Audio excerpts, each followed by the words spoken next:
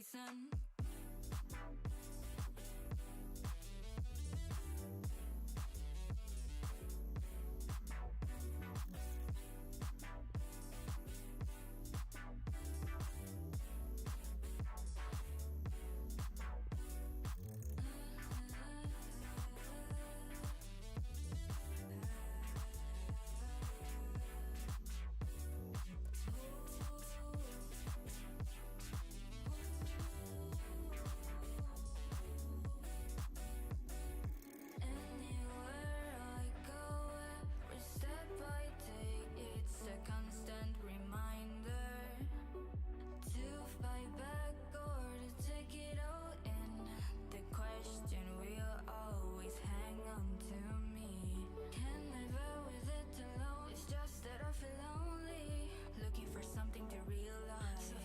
What's beyond me? I look into the mirror, cannot recognize the monster I'm seeing before my eyes. Breaking free, leave it all behind.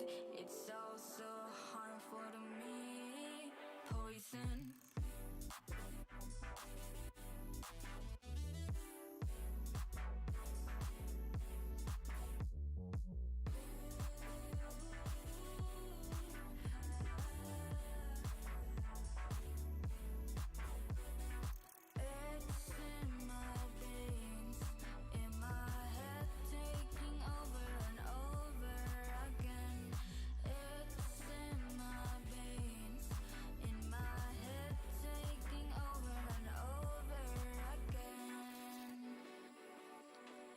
Feeling all my senses, I'm under control. What do I keep going?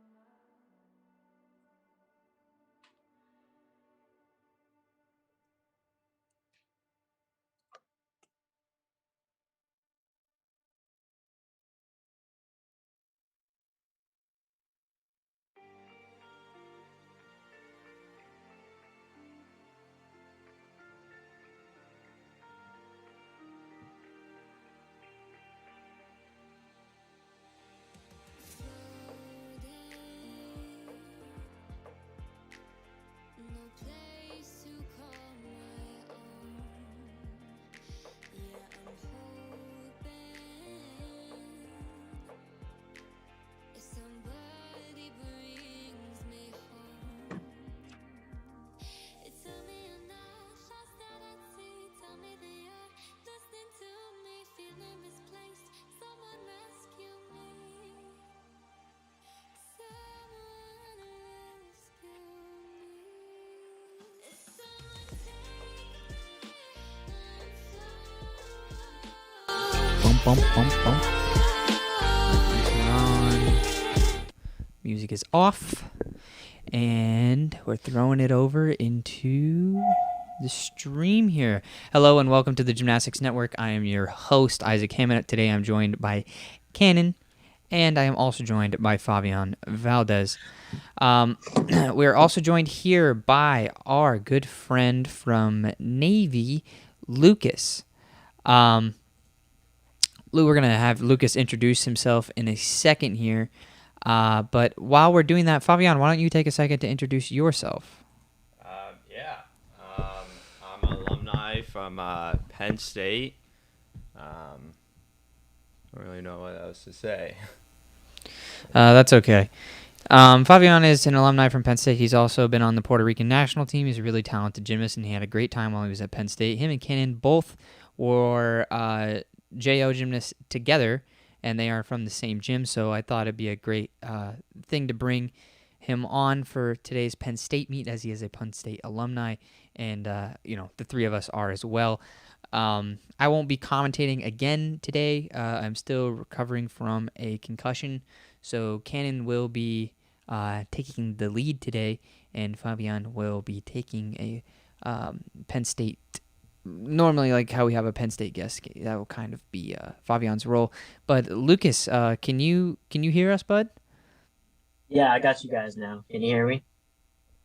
Yeah. Yep. All right. Go ahead, Lucas. You can just introduce yourself while we're waiting for the first guys to kind of get started. Hey everyone, this is Lucas Beltran. I'm from Corpus Christi, Texas. Former Navy gymnast. I'm out with the Marine Corps now, doing basic officer training here in Quantico, Virginia. Class of 2020. Yeah, I'm excited to be here. Thanks for having me. Yeah, thanks, Lucas. The meet starts now. Actually, it's now officially hit 1 o'clock. What's something that you're looking forward to seeing throughout throughout these 6 events? I'm excited to see what Navy's going to bring. It seems like they're on a little bit of a, based on the lineup, kind of a build up from, having people in quarantine and some difficulties with training and just being able to get in the gym. So I'm excited to see. This is actually the first meet I've seen, so I'm excited to see the energy that Navy brings, with no crowd, and the whole virtual thing. So we always pride ourselves on being able to bring energy. So I'm excited to see if they can make that happen here at this meet. Well, here's our first routine. This is a routine from senior Parker Clayton, who just recently, as he picked up the floor, and you can see he's really chopping through. He opened with a double front into a layout punch full and then a whip back layout. Even had a floor Maltese. And here you could see him doing a wide arm press where his head needs to be about 1 to 2 inches off the ground. And Parker does it very, very elegantly. Very clean, good hold. All right, nice. Here he goes going into his fourth pass. Punch front tuck full, which is only a B value side pass. But he is their leadoff scorer, so they should be expected to go up from here. And here comes his dismount. Just a back double full, but he's going to get that stick out there. So real nice from Parker, and a good start for the Nittany Lions right there.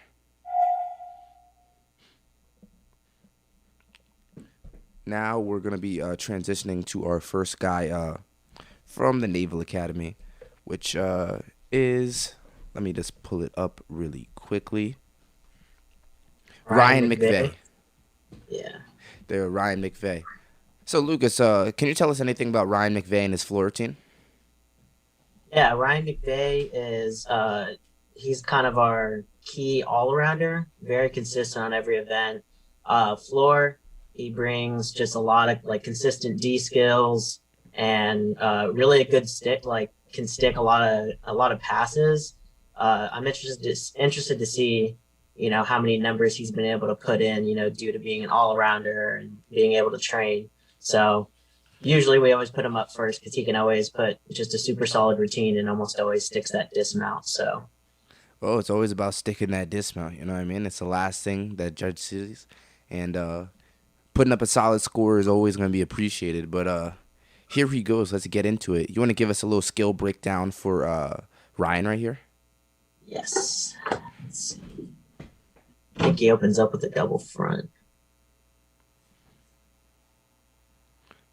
Oh, that is a double full, half out.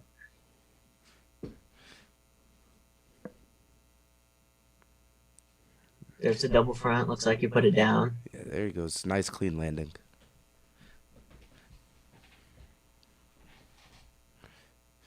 Oh, a little short on that full front. Yeah, he recovered from it nice. Just one small hop back, so only a 3/10 landing error. Really nice handstand right there. Absolutely. Yeah, he's usually good about hitting those presses. Good holds. That's a sign of a good gymnast right there. Good handstands. I think we got a double full coming up here. Yep. Good chest position, chest up.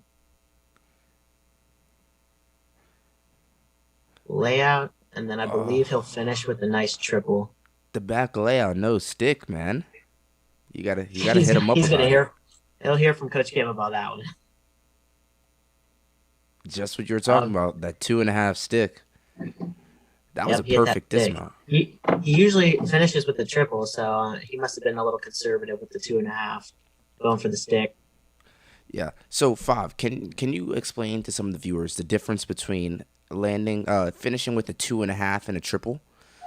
Because I feel like we've seen a lot of 2.5 dismounts and a lot of triples, and I never finished with either one of them. That's I did 2.5. Yeah, they're both worth the same. They have a D value, but the difference is that 2.5 is more of a blind landing, and when you do triple, it's easier to see the ground.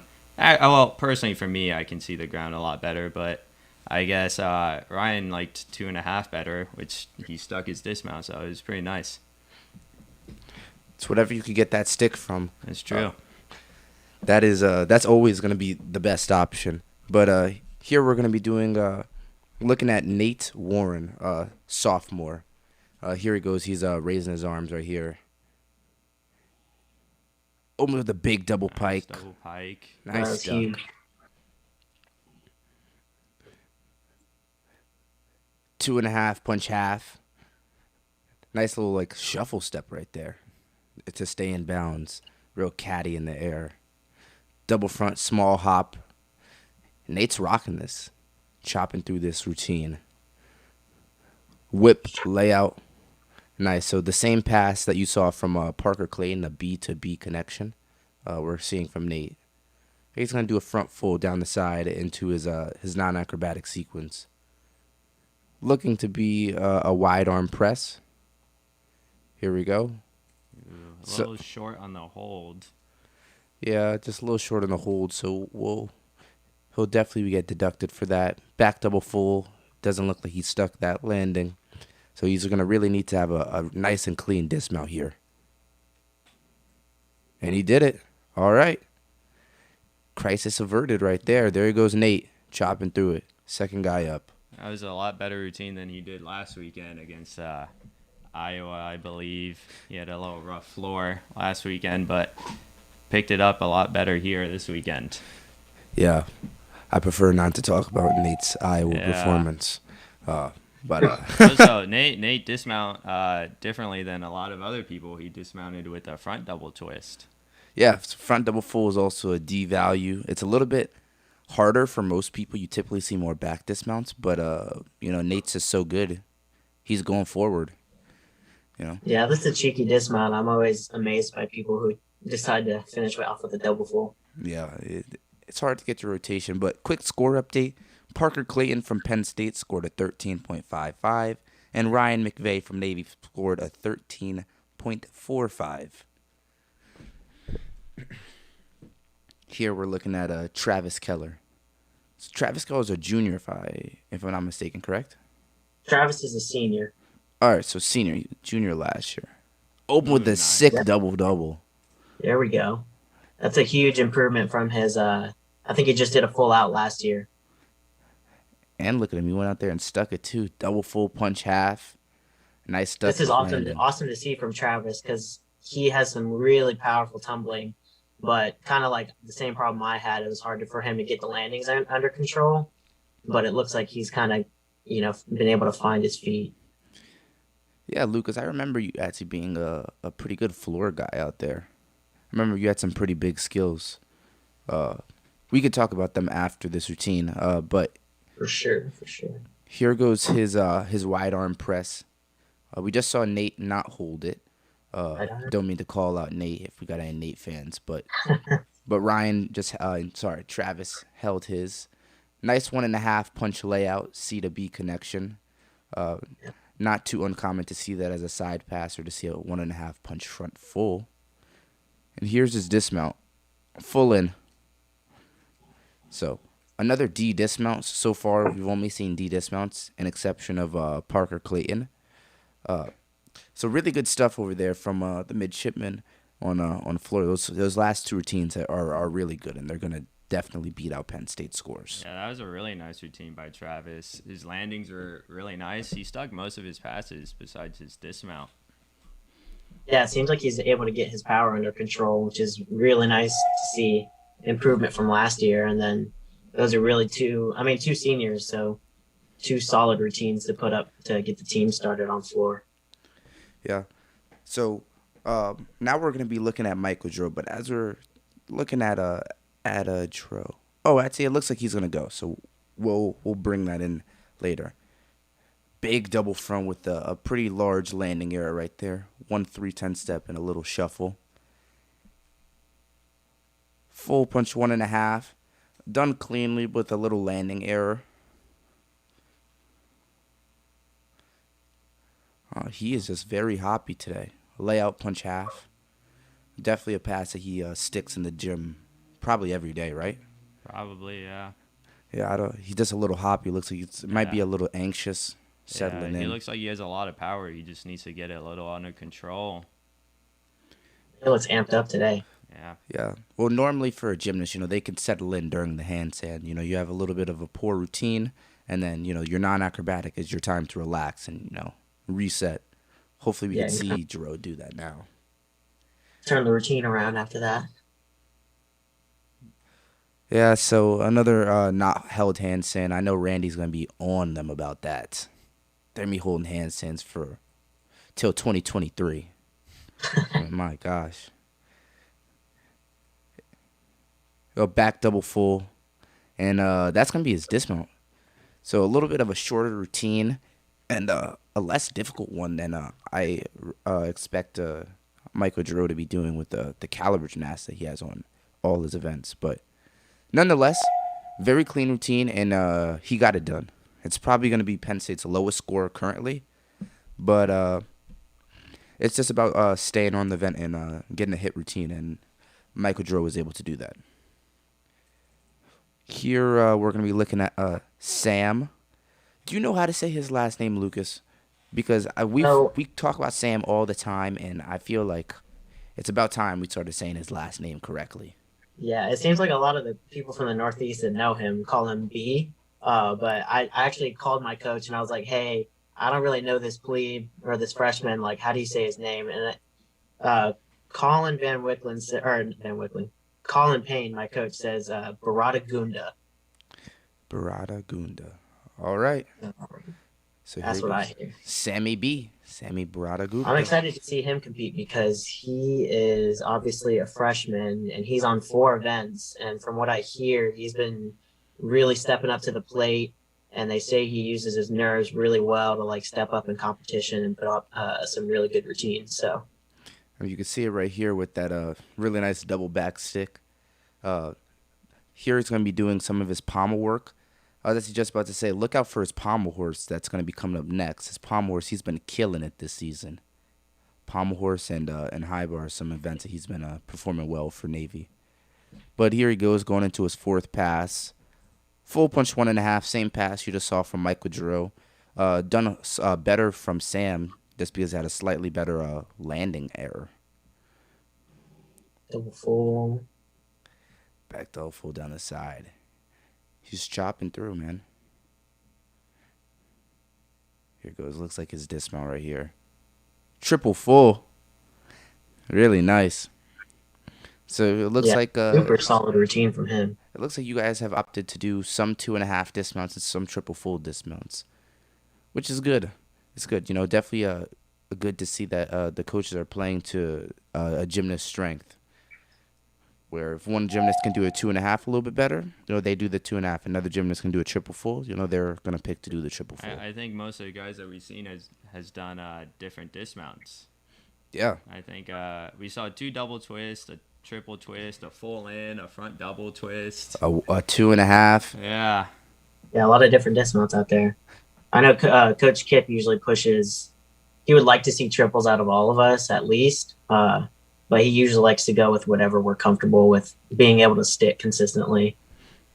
I mean, that's really important. So we're going to be looking at Caleb Booth right here from Penn State. But a quick score update. We have Nate Warren put up a 13.25 from Penn State. And then Michael Jarrow, his teammate, put up an 11.9. Nice double laid out from Caleb. That's a massive skill, an F value skill. Double full punch half. Done nice. A little bit of a low landing error, but done really, really clean. Nice double tucked. A little small shuffle back, but he's doing really big skills, so. That is a huge routine. 2.5 punch tuck full. Stuck. Here he goes chopping through. So the highest score that we have from Penn State is a 13.55, and the highest score throughout the meet is a 13.75. And Caleb looks like he's on his way to beating both of those. Travis got a 14. Oh, 14. Well, I don't know why I didn't see that, but really nice 1.5 punch full. Another stuck landing, and we're going to be seeing a back full in dismount from Caleb, who he is notorious for sticking. Just a little step forward, chest down, but that was a really, really clean set from him. Really, really good stuff. Transfer It's going to student be a from huge start UIC. value. Yeah, that was absolutely ridiculous. But going over the scores for Navy, currently we have Ryan McVay at a 13.45. Travis Keller put up a 14.0. Obviously had that really sick stuck dismount. Then we had Sam. He put up a 13.75, and now we're going to be looking at Josh Williams, the fourth guy up. So, Josh Williams is a Cypress alumni, correct? Yes, he is. He's from Houston, Texas. Yes, Cypress. We talk about them in the JO program having a really proficient guys, and here we're going to be looking at him in the collegiate program. Layout punch double front. Oh, beautiful. Really big. Yeah, Josh is extremely powerful. Nice double, little toe stick.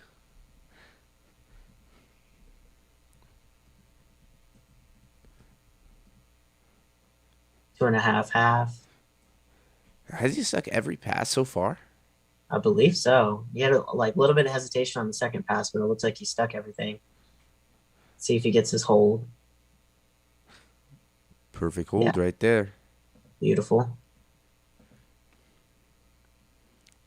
Oh, wow. He is on the side. Wow. That is really close to the line. Really hugged that boundary.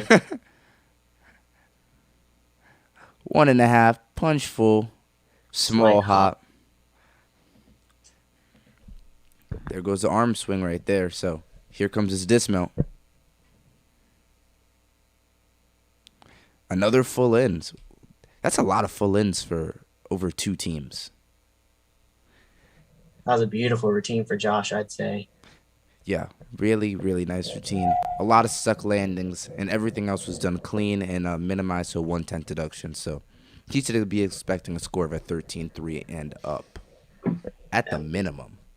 Yeah, I know he put up a 14.5 last week, so I don't know if that routine was quite up there with 14.5, but it should be a pretty good score. So, Fav, I want to ask you, because now we're going to be looking at Eric Lung. So what's training with Eric like at the gym? Actually, I don't really train much with the Penn State guys. When I train, I usually train before they do, and then I'm usually doing my strength when they are stretching and stuff. But I usually talk to them while they're stretching, see how they're doing, and Eric's been doing really well. That was a beautiful Randy right there, stuck.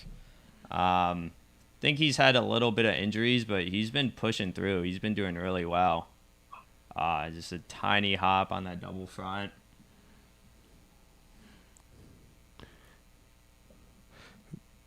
Yeah, beautiful. Yeah. Double twist punch half, stuck landings. He got some really nice feet right here. Ooh, found the floor on that one. A little low on the layout, but he stuck it. Well, he's missed one landing as of right now, and it was a very clear 1/10 step. There was no debating whether it was 1/10 or 3. Is that non-acro? He does, is it called a butterfly, right? Yeah, it's a B, right? Yeah, I believe so. You don't see many people doing that, but it looks really cool. All right, Eric is known for sticking his triple full dismount. We just saw him do a double full. That's a little precursor to it. Let's see if he can get it done this day. Oh. Yeah. Yeah. Grab a flag. Yeah. That's my boy Ichi. Yes. He stuck every pass except one. He just took a tiny hop on that. I think that will probably be one of the higher scores of the day. Yeah, that would definitely be one of the highest scores. If not, he's gonna take it. All right, but Josh scored a 14-2 on floor. That's the highest score of the day so far. Yeah, score also came in for Caleb Booth. He put up a 13.5, so that's a lot lower than I thought he'd be at. I thought he'd be at 13.8 to 14.3. Apparently, I think he went out of bounds one time. But even then, out of bounds something like that. Yeah, it's only 1/10. Yeah, it seems like they kind of went in on Caleb. Yeah. Don't know why. Beautiful twisting sequence right there from Conor Van Loo. Oh, Conor Van Loo is so clean in the air. He's one of those people that doesn't twist up the legs and has really good form. Yeah. So for the viewers back home, if you guys have not got put on to game on Conor Van Loo, check out this routine and you're going to see him on a bunch of other events. 2.5 punch layout. Really nice controlled landing there. Wasn't the cleanest, but it was controlled. 1.5 punch full small hop. Once again, staying controlled on the floor is better than having a meltdown, having multiple steps. Multiple steps can be devastating to your score. Nice double fold on the side. I'm sure that you viewers at home can now recognize that skill, as you see it so frequently. Really nice handstand. Navy has not missed any handstands, and Penn State has missed 2. So It's very important. Non-acro, like, it can make or break a routine. If you don't hold, it's 5 whole tenths right there. boom, stuck triple full. Not surprising, but Conor Van Loo puts up a really good routine. I'm telling you, man. Some people just aren't on game right there. I'm excited to see it. He had a few hiccups freshman year, but once he found his stride last year, and it looks the same this year, he has really just gotten super consistent, and he's just one of those clean powerhouses you can always rely on for a solid set. Yeah, we're gonna see him on a plethora of events later, and he's definitely a gymnast to watch for the Navy. Definitely a gymnast to watch. But as we're gonna be moving on to our 6th and final guy, our anchor spot for both teams, we're gonna be looking at Brennan Pantasis. Right now, it looks like he's stepping in. I think that's just our overlay, just cutting that off. Nice full punch, 2.5. Oh, wow. Small hop. Really hard pass. It's a C plus an E. Double Arabian, just sunk right into it. Kicked out right into that stick. 2.5 punch half. Really nice. You could see why he's the senior captain and the anchor on the floor. I mean, he has beautiful lines and he has really controlled landings. 1.5 punch 1.5. A little bit unconventional the way he does that second 1.5, but that's actually gonna be Brennan's non-acrobatic skill. He does a back pike. It's a B. It's no deduction, and it takes really no effort. So Brennan typically likes to opt to do that non-acro. Back double full. He took a hop. I'm sure Randy's gonna have him do 7 of those right after the meet.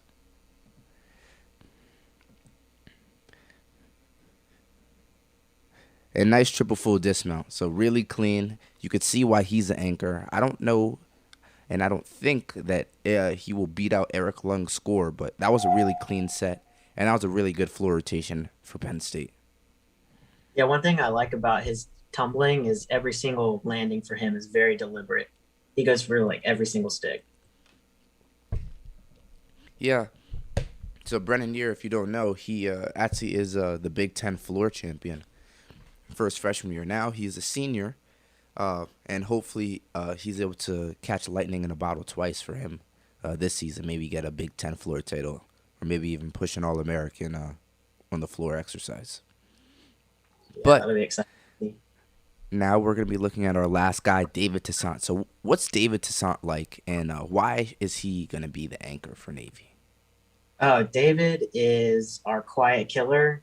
He is, kind of that lanky looking pommel guy, but then he gets out there and he just flies high. And since he's got that long, lanky body, he's got amazing toe point. He just has beautiful lines in the air. So he almost never gets deductions in the air. And he's been able to couple that with like some really powerful tumbling. So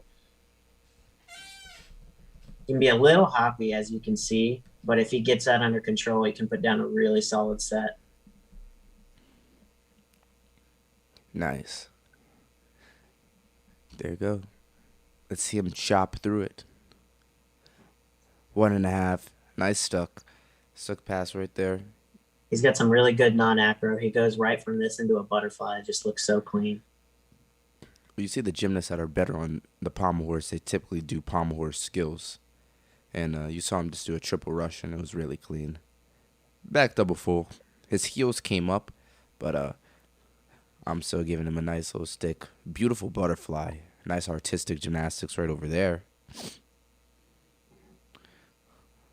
1.5 punch front full, so very clear. You can see why David is the anchor. Similar situation with Penn State. I don't think he's going to be able to take Conor Van Loo's score. Really nice back 2.5 dismount to finish Navy up for that rotation. But yeah, I don't think he's going to be able to take the floor crown on his particular team from Conor Van Loo. But Yeah. really Solid nice stuff. So now that is going to be the end of our first rotation. And I want to remind you guys, if you guys have any type of questions, drop them in the chat. They could be for me. They could be for Isaac. Isaac is next to us, and Isaac can respond to a couple questions with his concussion. We're going to keep it light for him. But if you have any questions for Fabian about, Puerto Rican national team, what his training's been like currently, because Fav did graduate last year, is on his record is some national teams, some rings that he has, some Big Ten rings, and currently training for Puerto Rico. So, if you want to ask some questions like that, or Lucas, you want to ask some questions about the Navy life, what he's been doing since graduation last year, go ahead, type them in the chat. But we're going to get this event overview up for you, but quickly I'm just going to say an overview of the scores, of those last scores. Brennan Pantasis put up a 14.0, and David Toussaint put up a 13.8. So really good floor rotations for both squads. Navy is in the lead right now with a 70.05 to Penn State's 68.7. So really nice to see. And I do want to remind you guys, as we are transitioning into our second rotation, that we do have a donation link down below. So if you would like to donate, we understand that the link down below, it requires you to sign up and or sign in, and it can be a little bit of a hassle. So we have now coded a Venmo code to make it a little bit more technologically advanced for you guys. If you guys just want to take out your cameras on your phone and scan the code, you guys can choose to donate. Yeah, I also wanted to just throw a nice little shout out to Luke Belvedere. He's a Penn State alum as well. Really great guy. I saw him in the chat, and also Chase. And then thanks, Derek, for being here as well. Really appreciate the support. Really appreciate you guys. The other thing, too, that's really interesting is Navy's in the lead over Penn State. And remember, Penn State is missing Matt Cormier today, so they're missing the other side of that dynamic duo. So, I'm kind of bummed we can't paint a bigger picture here, but it is going to be crazy if Navy continues this trajectory, because putting up a 70 on floor, I believe, is their highest score on floor for the whole season. And a 70 on floor is no joke. So to see them come out and do that on the first event against Penn State that only put up a 68.6, we've seen Penn State put up mid-70s, 70.5, 70.6. We've even seen them, I think, get all the way up to a 71. So to see them at a 68 without Matt Cormier, who's usually putting up a 14.6 for them, it's definitely going to be showing here in the next couple of rounds. But when we're talking about Penn State on pommel horse is insane. If they hit, they have to hit. Navy's a little bit weaker on pommel horse, so it's definitely an area that they can make up some ground here on Navy. But that's if Penn State hits. And given some of the prior track record with Penn State in their pommel horse lately, they've been struggling. So I'm hoping that Penn State can come out and even the meet back up here on this next pommel horse rotation. But yeah, keep an eye out for Nick Mock. He's an absolute stud. And also keep an eye out for Jack Baldwin. He's also very good, but he needs to hit. And as well as, what's his name? Not Matt Cormier. Michael Jarrow, excuse me. Sorry, my brain isn't all the way there. But Michael Jarrow as well, very, very, very clean on the pommel horse. And we saw him kind of struggle a little bit on floor, so I'm hoping that he can bounce back here on the next rotation. But that's just kind of my 2 cents about what's going on. I'm not going to talk too much, but this meet is just I've been waiting months for this meet, so I got to give my 2 cents a little bit, but I'm going to throw it back over. Yeah, I'm excited. Don't sleep on Navy. Well, Penn State doesn't keep it up on pommel horse. We could sneak up on you guys. so let's Oh, yeah. let's all give a little bit of an event breakdown. So I think, or an event overall winner, I am predicting that Penn State is going to be able to take this event. Just with Penn State is just known as being a pommel horse school, and always having some type of pommel horse squadron in their lineup. We're going to be looking at Michael Artlip, and I think that Alex Frack is going to be taking the pommel horse W today. He's second up in lineup, but I don't know, for some reason I just got an itching feeling that Frack's going to be taking the crown. Nick is going to take the crown, no doubt in my mind. Lucas? Yeah, I think Coach always calls us on pommels, blue collar workers. So I just really hope that they show up and hit 6 for 6. We got a couple of highlights on pommels for sure, like David Toussaint. I think David Toussaint will take it for the Navy team. But yeah, I'm kind of just hoping they show up and hit 6 for 6, because you know how difficult pommels can be. Yeah. Here is Michael Artlip. They call him Marty in the gym. He's cooking through this routine. He had some really big skills. He had a full keyer, which I will point out the next time that we see it, because we will see more of them from Penn State. He had some Roths. He had some really nice scissor work. So really good start for Michael Artlip over there. But now we're going to be looking at my routine to watch, actually, for the pommel horse rotation, which is actually going to be Sam. Sam is, he's a pretty skinny kid, in my opinion. I'm actually friends with him, so I hope he doesn't take offense. Not very intimidating kid right here standing next to the pommel horse. But let me tell you, when he gets up there, he is absolutely going to crush it. Yeah, his competition personality does not match his normal personality. I'll definitely agree with that. Yeah, he's. I'm looking forward to this, because he's gonna go out there and kill it, and he's a freshman, guys. So, guys, look out for that. For you Navy fans, he's gonna be here for years and years on end, and he's gonna be putting up some sick routines. So here he goes. Oh, yeah. Nice scissor work to start. Nice Moore into a nice Stockley B. He has a little bit of skew going into this Magyar, which he's going to be looking to correct probably over the next couple of years, because all of those are actually a deduction. Really nice Russian work. Nice. Beautiful first up. So if you watch his routine, actually, it's not necessarily the highest start. It's probably starting at a 14.8, 14.7. But he didn't have one single major error. He's going to be scoring at the minimum at a 12.5. And that is absolutely great for a freshman and for a leadoff spot. And honestly, I think he's going to be breaking 13s with that routine. That was a really clean routine over there. Yeah, that was really strong for Sam. What I'm excited to see for him is he's, just as a freshman, already got such a strong base and strong fundamentals. If he can brush up his, his form and just really find out who he is as a gymnast, I think he's gonna just skyrocket with his gymnastics. Yeah, I agree. Quick shout out. Thank you for the donation from Jeff Lippis. We really appreciate it. Fav, so I want you to do a little play overview for Frack's routine right here. All right. So Frack, I believe that was an E flop, if not a D flop. I missed the beginning. All right, nice more. Back more. Nice Stockley down. Ooh, a Magyar. A little skew, a little piked. Stayed on the horse. Oh, Oh my, no. Ooh, he was going for his dismount. Supposed to go straight up, but That's a went pommel back horse sin down. right there. I called it too early. He went straight up and straight down. No way. If you've never watched the show before, Cannon has the biggest commentator's curse I have ever seen in my entire life. He's Yeah. already done that, I think, 2 or 3 times just today. Yeah, it always happens. Let me stop commentating for Penn State. No. No. Yeah, it's just a shame to see Alex Frack fall off like that, especially on the last skill on the press handstand. Definitely not what you want to see, and they're going to be looking to drop that score for sure.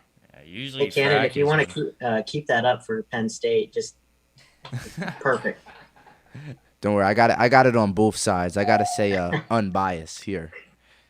I think it's going to be a really good matchup today because we have the absence of some guys on a Penn State team, some big names, Colin Wingrove, Matthew Cormier. They're missing Josh Reinstein in the rings lineup as well. Just some really big names and injuries, and I think Navy has been putting it down this year. Obviously, ECAC champions. So here is Eric and Gekko. So another freshman. That's the JO champion at the last in-person nationals. So Navy definitely got a good guy right with Eric here. He's just chopping through this routine, man.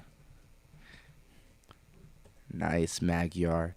He has a lot less skew than Sam and Alex Frack had, but he still has a little bit of skew on very few circles.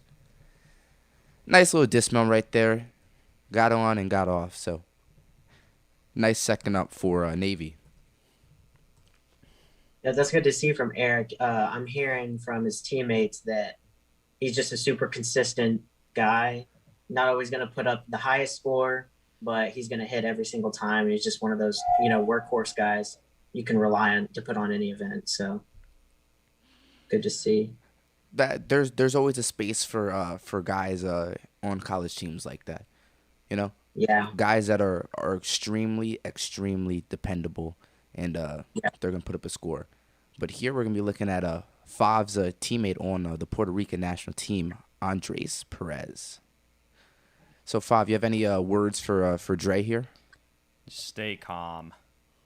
He could have a beautiful pommel routine. He just tends to get nervous, and he doesn't have the best track record on horse with staying on it. Yeah, so Dre, when he hits, it is an absolutely massive routine, and when he doesn't, I feel like he tends to almost crumple under the pressure. He falls, and I feel like it's very difficult for him to pick himself up. So it's going to be important to see how he does his first 2-3 skills, as that's going to really set the precedent for the rest of his routine. Here he goes. C-scissor into some nice leg cuts. Here he goes, kicking into circle. And he's swinging wide so far. So far, so good for Andres. Nice Stockley B. There you go. Some nice Stockleys. And, So Andres, sadly, he just fell off right there. That is a D flop. It is done in the Stockley form rather than in the Russian form. I'll be able to point both of those out shortly. But yeah, it just has a 1-point fall, and he also had the leg deductions from him bending his leg. So he's definitely going to need to stay clean for this rest routine, or else it's going to be looking like a meltdown. Nice Roth. That's a 720-degree turn throughout the pommel. There goes that Magyar and Shavato. For the parents, you guys could just call them forward travels or backward travels. There goes some nice Russian skills and really nice amplitude in that triple Russian. So he finished up strong, and he got it done. Sadly, he fell off, and he's going to have that 1-point deduction. That's going to take him out of the running for a pommel horse title. But man, that was a really nice finish, right? Something to point out too. Last weekend, Navy put up around a 60 on horse, and Penn State put up a 64. But if Penn State has to keep counting all of these falls, they're not going to hit a 64, and it's going to be even on this next rotation. But you got to remember, Penn State's got 2 huge routines coming up here in the next couple of guys. They have Jack Baldwin as well as Nick Mock and Michael Jarrow. But for Navy, we're really trying to keep an eye out for our good friend David Toussaint. He can put up a huge score as well, so let's jump in it. Yeah, so here's Ryan McVay. So this is that all-arounder that you were talking about, that, he goes in there and he does clean routines and puts up some clean sets. So Yep. let's see how he's going to be slicing and dicing through the pommel horse. Ryan like McVay last week he actually put up a 13.05 on pommel horse. So let's see if he could be besting that. Nice moors, some back moors, some nice basic pommel horse sequence working. But he's keeping his body position absolutely perfect, and a really nice dismount right there. Beautiful. I think that's a good day for Ryan right there. Get on, get off, and stay clean. Yeah, he seemed pretty happy with that routine. Yeah, he was again pumped. All right, here we go. We have a Jack Baldwin. So he is a senior mechanical engineering major, if I'm not mistaken. Really good 4.0 guy. Smart guys. Isaac, signaling to me, the 4.0. Everyone always mentions about Jack, but it is a serious accomplishment. So you got to say it if you know it. Yeah. I'll get some geniuses on that Penn State team. Well, Penn State is just like a really, really smart academic school over here. So. Yeah, we keep the Elite 90 award on lock at Penn State. Yeah, so. It I'll is. stay with that award. But Jack is also another person that has been known to struggle with nerves his pommel horse career. So we're gonna see if he can chop through this, and see if he could stay on. He's gonna really need to pick up the slack for Andres' routine. You see he's swinging a little bit piked right now, and he has some pretty poor rhythm for what I know Jack is known to do. So he's gonna be looking to pick it up right here. There he goes, picking it up. That was a D Russian flop into a tongue fei. Now a Magyar into a nice Savado. Dismount flew straight up. Yeah. Let's go. Yeah, so he went out there and got it done. You see his teammates are happy for him. Really, really nice stuff from Jack Baldwin right there. Yeah, we need to send some text to some of the Penn State guys and be like, yeah, get up in the camera after you have a sick routine and just flex. Oh my gosh. I know we can't see what's going on with the crowd or the team. Yeah, we gotta have him like put up a little muscle right there, just bam. Yeah. That's half the fun with college gymnastics. Oh my God, man! If you're texting Jack, tell him to hop in the camera, and give us a little flex right there. That'd be fun. But here's Jacob Carlson. So, what do you know about Jacob Carlson on pommel horse? Jake, very clean. He's been working on a lot of upgrades, definitely from last year. We'll see if he threw them in based on warm-ups and training. But if he can throw those upgrades in, he's got beautiful lines and really clean gymnastics. So we'll see if he can kind of get this Navy pommel team on the uprise for these last 3 routines. Oh, yeah, I'm super stoked to watch Jake Carlson. He took home silver last weekend, too, so to watch him come back out and see if he could beat up on the Penn State lineup is going to be really interesting. See, it's crazy. Start too. He took second, but he actually tied for first. So there's a little bit of a rivalry right now with Jake and David Toussaint in the gym. Oh, really nice travel work. And he just cooked it, man. That dismount, at least he went big. I hate it when I see gymnasts fall and it looks like they were playing it safe. He swung that dismount up and he went for that thing. So, that's the good thing shame. with Jake is, Coach always preaches to us, if you're going to fall hard and be like ambitious, and he never really has timid mistakes. So I've always appreciated that about his gymnastics. Yeah, so here he goes. Yeah, it's clear he went hard, and look at the way he picked up into that. Normally when people fall on pommel horse, they pick up a little bit timid. Not him. He's swinging straight through that. Jake always jumps right back in. That is a D flop in the Russian form. That skill where he rotated on that one pommel. Nice half Roth right there. To a nice Shavado. And he cooked the dismount again. Really nice stuff right there. It's actually a shame that he fell because I think he actually could take the pommel horse title with that routine. Exactly. Yeah, if he would have put that down, he probably could have taken it. Well, let me look at some of these scores right now. So for the Penn State side, we're going to be looking at 12.8 from Michael Artlip, an 11.95 from Alex Frack, an 11.95 from Andres Perez, and a 14.2 from Jack Baldwin. Those are our 4 scores, or our 4 scores for Penn State, and we're going to be looking at our 5th from right now. Also, Nick is the guy to watch, but shout out to Jack. That's his highest score in, like, I think ever. I think that's his highest score since he's been at Penn State. So props to him. And then also Ryan McVay looked like he put it down on horse too. So great stuff coming out from Navy too. But this is Nick, man. This is the routine to watch. This guy's the stud. All right, here he goes. Thank you, Robin, for the donation. We really appreciate it. Thank you for enjoying the commentary. Here goes Nick. So Nick is a pommel specialist, and look at it. Penn State's having problems on pommel today. They've had problems with Alex Frack, with Andres Perez, and then now we're seeing it again with Nick Mock. So, I actually think Navy, my prediction might be wrong. Navy might end up taking the pommel horse dub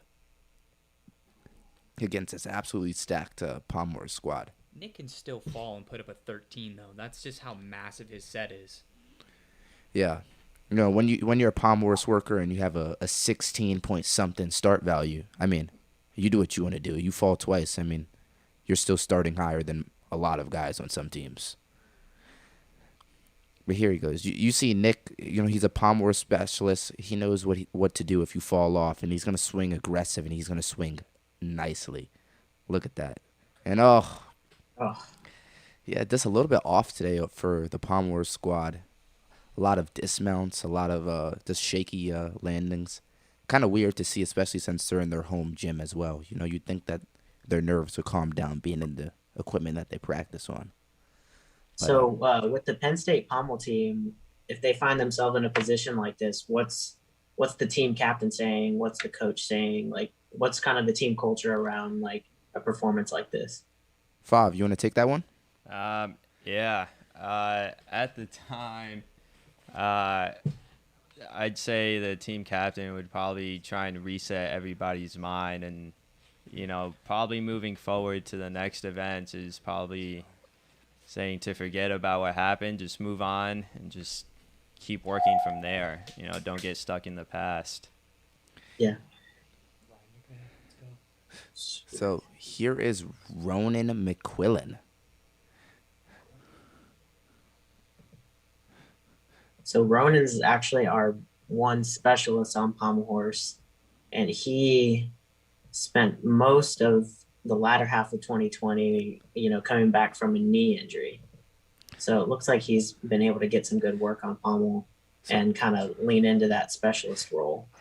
Look, I can't help but ask, how did he get a knee injury if he is a pommel horse specialist? I can't remember the specifics of it, but I know I think part of it came from all the running we do during like the basic training during the summer. So, we have like that 6-week basic training for like the Naval Academy freshmen. Yeah. So we just do like an insane amount of running and an insane amount of exercise. And I think like him actually being a pommel guy and having to do all that, like gave him the knee injury that he has. So. Yeah, that's why it's better to be a rings guy, man. Pommel guys is weak, man. He can't do basic training for the Naval Academy. The United States Naval Academy can't do it. Absolutely ridiculous. Tell him to hit some squats, man. But we need to get him in the weight room. Yeah. That's a big joke on Penn State campus, especially with the football team. Be like, you got a weight room? You know what I mean? If you run somebody over, you're clearly bigger or stronger. Get in the weight room, man. Hit the weight room. All right, but here's one of the stars of Penn State currently, Michael Jarrow. People just call him Jarrow, though. I'm pretty good friends with him, so I'm just gonna call him Jarrow for the remainder of the meets. Here he goes. Really nice pickup to circle. If you want to play that in slow motion, you'll see what I mean. Nobody in the world does it like Michael. Really nice D-flop right there in the Russian form. Here he goes again. Nice Stockley flop. More, back more. And then that's going to be a half Shavato, which is only half this value of the skill, which is a D. So forward travel, back travel, into a really nice dismount. Nobody has done a dismount like that today. Nobody has flown up like that. It's clear you could see why he's one of the freshman talents there, and one of the best gymnasts in the nation actually currently. He's won Big Ten Gymnast of the Week and Freshman of the Week. I think maybe once, and his other half, Matthew Cormier, has also won that once as well. He won Big Ten. Michael won Big Ten Freshman of the Week and Big Ten Gymnast of the Week in the same week. So not only was he the best gymnast, but he was the best athlete in the whole Big Ten. Yeah. All in one weekend. So Michael's insane. And he's doing all around today too, which normally we don't see him do all 6. I don't believe he did all 6 last weekend. No. But this weekend he is going to do all 6. But here we go with Navy with David Toussaint.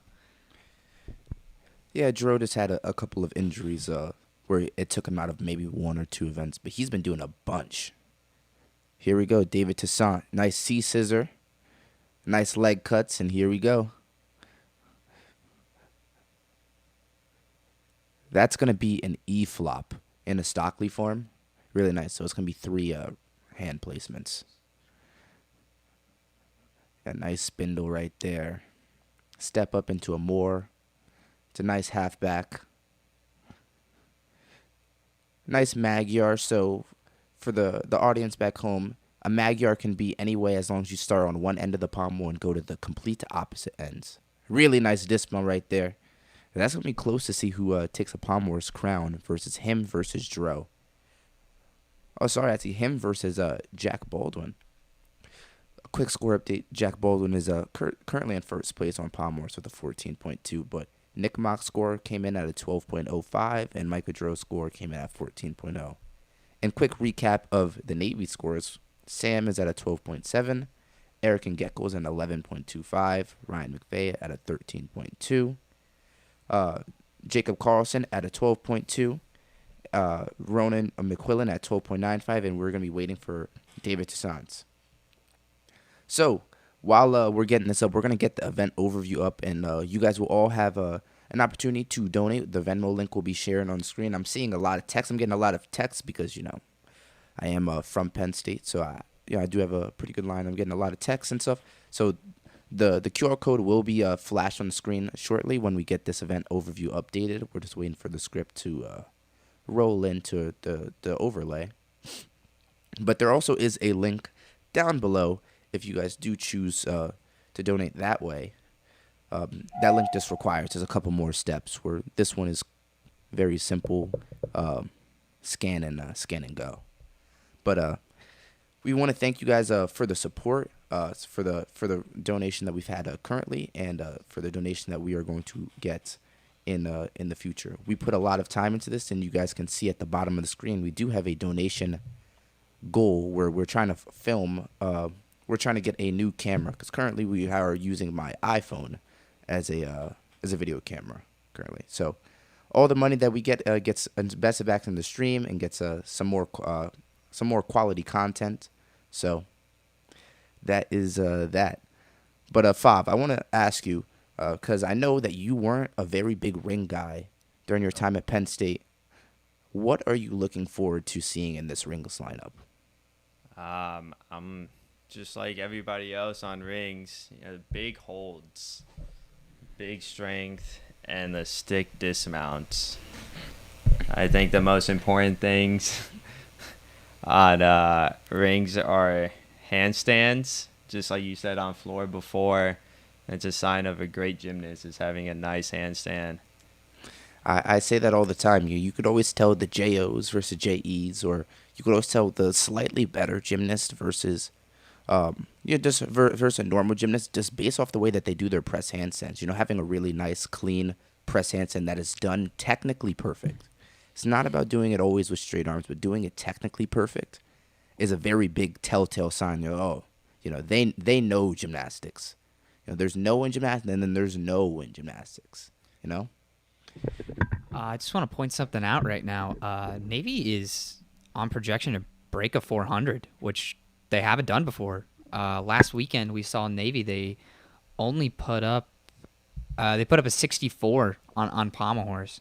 So they came back out this weekend and did even better than what they did last weekend. And they're leading off from their last weekend score by about a point and a half. So just looking at it right now, these guys are cracking it up on Navy. I mean, they're having a great meet. I don't think we've seen any misses. Have we seen any? Yeah, I think we saw one. Just the one on pommel horse. So just one on pommel horse, but I mean, they didn't even have to count that. So I guess we haven't counted a fall yet. Yeah, exactly. So, Navy's putting it down today, but Penn State, their rings this year, it's all right, but they could definitely use a good rings rotation right now. First up, we're gonna have Nate Warren. I am very excited to see what the Penn State guys are gonna do on rings today. It feels so weird to see my old ring set, while I'm not there. But this is Nate Warren, nice Azarian cross. But man, this is surreal. Backup rise cross, really nice, good level stuff from Nate Warren here. Looks like he's doing a little bit better than he did last weekend. And do a backup rise straddle plange. It looks like they went back in the gym and kind of worked on their planges. That was something they struggled a lot with last week. Picked up a little bit of swing on that back giant there, so hopefully he can kill the swing here. Nice front giant. Looks like he's keeping his arms off the straps, keeping his arms straight. Nice pike Yamawaki into a tuck Yamawaki into a backup rise straddle L. Really nice stuff so far coming out from Nate, and I really like that bent arm press that he just did to get up there into that handstand before the dismount here, and let's see what he's doing today. Tucked half in, half out with a nice stick. So that was a banger set from Nate. That's about as good as he can do it. You can see the Vertius official there on site. Not exactly sure what they're conversating about, but, nice stuff coming out from Nate. That was really fun to watch. Let's kick it back over into Navy here.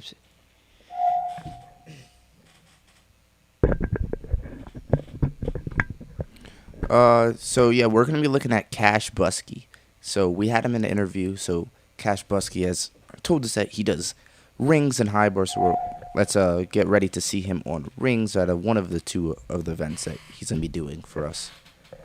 And see some really nice strength holds. Navy has been known for doing some really nice and clean strength holds, with absolutely no movement. Every strength hold that you guys do at Navy has been done extremely well. There's no question whether it's a hold or not. So I'm expecting the leadoff score with Cash Buskie is going to be the same way. Here we go. Better be.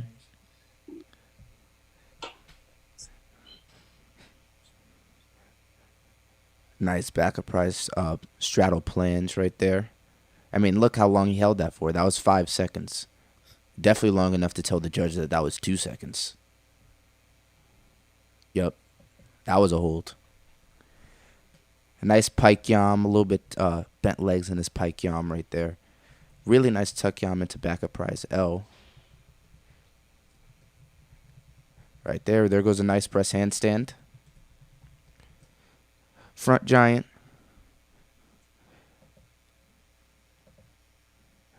Nice back giant. He got a lot of pressure on his shoulders right now on his handstand. You could just tell. Into a nice D dismount. So Navy's going to be kicking it off with the D dismounts on rings. Where Penn State, we just saw Nate Warren has done a C dismount. Really nice to see that Navy will most likely be putting up a whole lineup of D dismounts. And Penn State is not going to have that advantage on them in terms of dismounts. Yeah, I know Coach Craig Holt, he's our rings guy, and not only with our strength program, he's trying to get those holds underway, but he's also been running a good program for us to they want a 5-man lineup, if not a 6-man lineup of D dismount. So I'm glad to see that working out for them as it's worked out over the past couple of years. Yeah, very, very clear that it's working out, especially if your leadoff guy is doing such a difficult dismount in a back 1.5. I'd prefer to opt to a full in. I think it's a little bit easier in a laid out. Mm-hmm. Here's Eric Lung, or Ichi Man. His Xbox name. Kip to Maltese, done really nice. Backup rise straddle plange. That's a hold. That's also a nice, confident, committed hold right there into a nice back giant. Here goes nice front giant. Eric has a really nice handstand, does a really nice job of pushing on top of the rings. Pike yam into a back surprise L, and he has some swing right here, so he's going to be looking to kill that during this press handstand. Didn't kill it during the press handstand, went at the wrong time. But here goes his dismount. Half in, half out. Tucked. It looked a little bit of wonky and squirrely. You see most people do a very defined half in, half out, where Eric does a little bit of a full in. But nonetheless, still same dismount, still done with the same execution, and a very good score for Eric Lung in the Nittany Lions. Here we're going to be looking at Giovanni Gambatis. So he actually came on the show and said to be looking out for his ring set. So here we go. Lucas, you know any cool sequences that he's been training in the gym on rings? I don't know about rings. I know he's upgraded high bar, but I'm actually excited to see his rings because I have heard that he's upgraded, but I don't know the exact upgrades. I can say that he had a long last year, and he's put in a lot of work to make a name for himself. So here he goes. Back uprise plan. She came in high, but he settled in and held the settled in position. Yeah, really nice. I love the lights that they have in that gym, in Navy's gym. Nice front giant. Nice, really quick to get to handstand. Nice back giant. Slight little waver. Really nice handstand. And a nice 1.5. That was done absolutely beautifully. If you see a 1.5 done any other type of way, well, it's wrong because that's the way that you're supposed to do it. Gio just did it absolutely perfectly. That was beautiful. He's come with an aggression this year that he did not have last year, and I think it's making a real big difference in his gymnastics. Yeah, sometimes confidence is what you need on skills, on routines, on your overall outlook of gymnastics, and your confidence can be transferred as aggression. Just hitting the floor a little bit harder, cranking the high bar a little bit more, holding us a little bit longer on rings. That all leads in. But this is gonna be a really interesting rings lineup because it appears to me that Navy's gonna have they're gonna be pretty evenly matched in start value just because of these D dismounts that Penn State is not doing. And they have the absence of some guys in their lineup. They have the absence of Matthew Cormier in their lineup. Josh Reinstein was also in rings lineup as well. Robbie Champ is not here. Going to be really interesting matchup as we're watching senior Alex Frack here. Back rise straddle planche, and he's holding it. Here it goes. Nice L press. He's leaning on the straps when he does the press handstand. Nice front giant. That's a really, really clean handstand. There's absolutely no movement there. It looks like he's resting. Tucked half in, half out. So to kind of give some background for Frack there, Frack normally does a laid out half in, half out, which is a D dismount, but he's not opting to do it this weekend. Last weekend against Iowa, he did fall on that dismount. But something I wanted to point out about these Penn State guys that I'm really liking, they are doing an awesome job at fixing their mistakes from last weekend. If you go back and watch their meet on Iowa, they scored not so great on rings, in part, I believe, due to their planche work. Their planche work last weekend was not good. A lot of feet drop, no holds. We were seeing guys that normally score in the, right around a 13 scoring way below that, like at a low 12. And I really think it was due to those planches. So it looks like they went back in the gym and fixed those.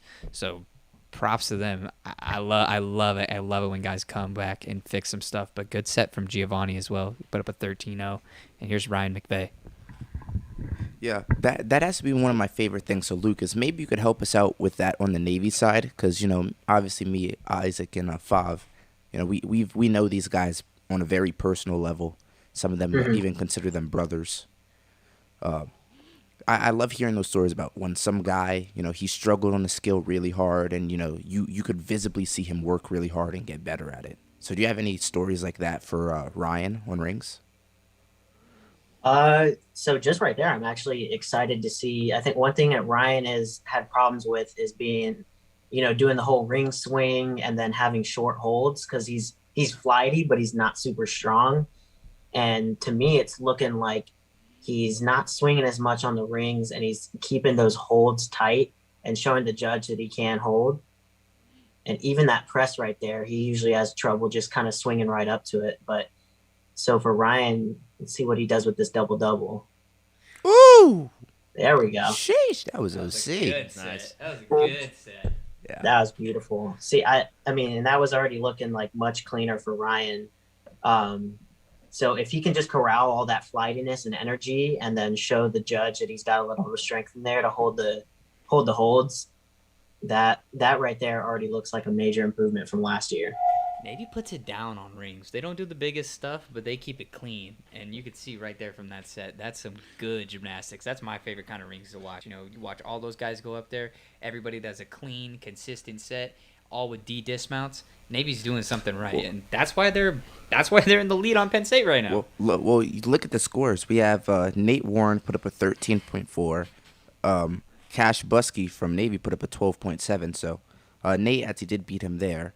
Then we have Eric Lung, who did a Maltese, put up a 12.95 to Giovanni's 13.05, who didn't do a Maltese. Yeah.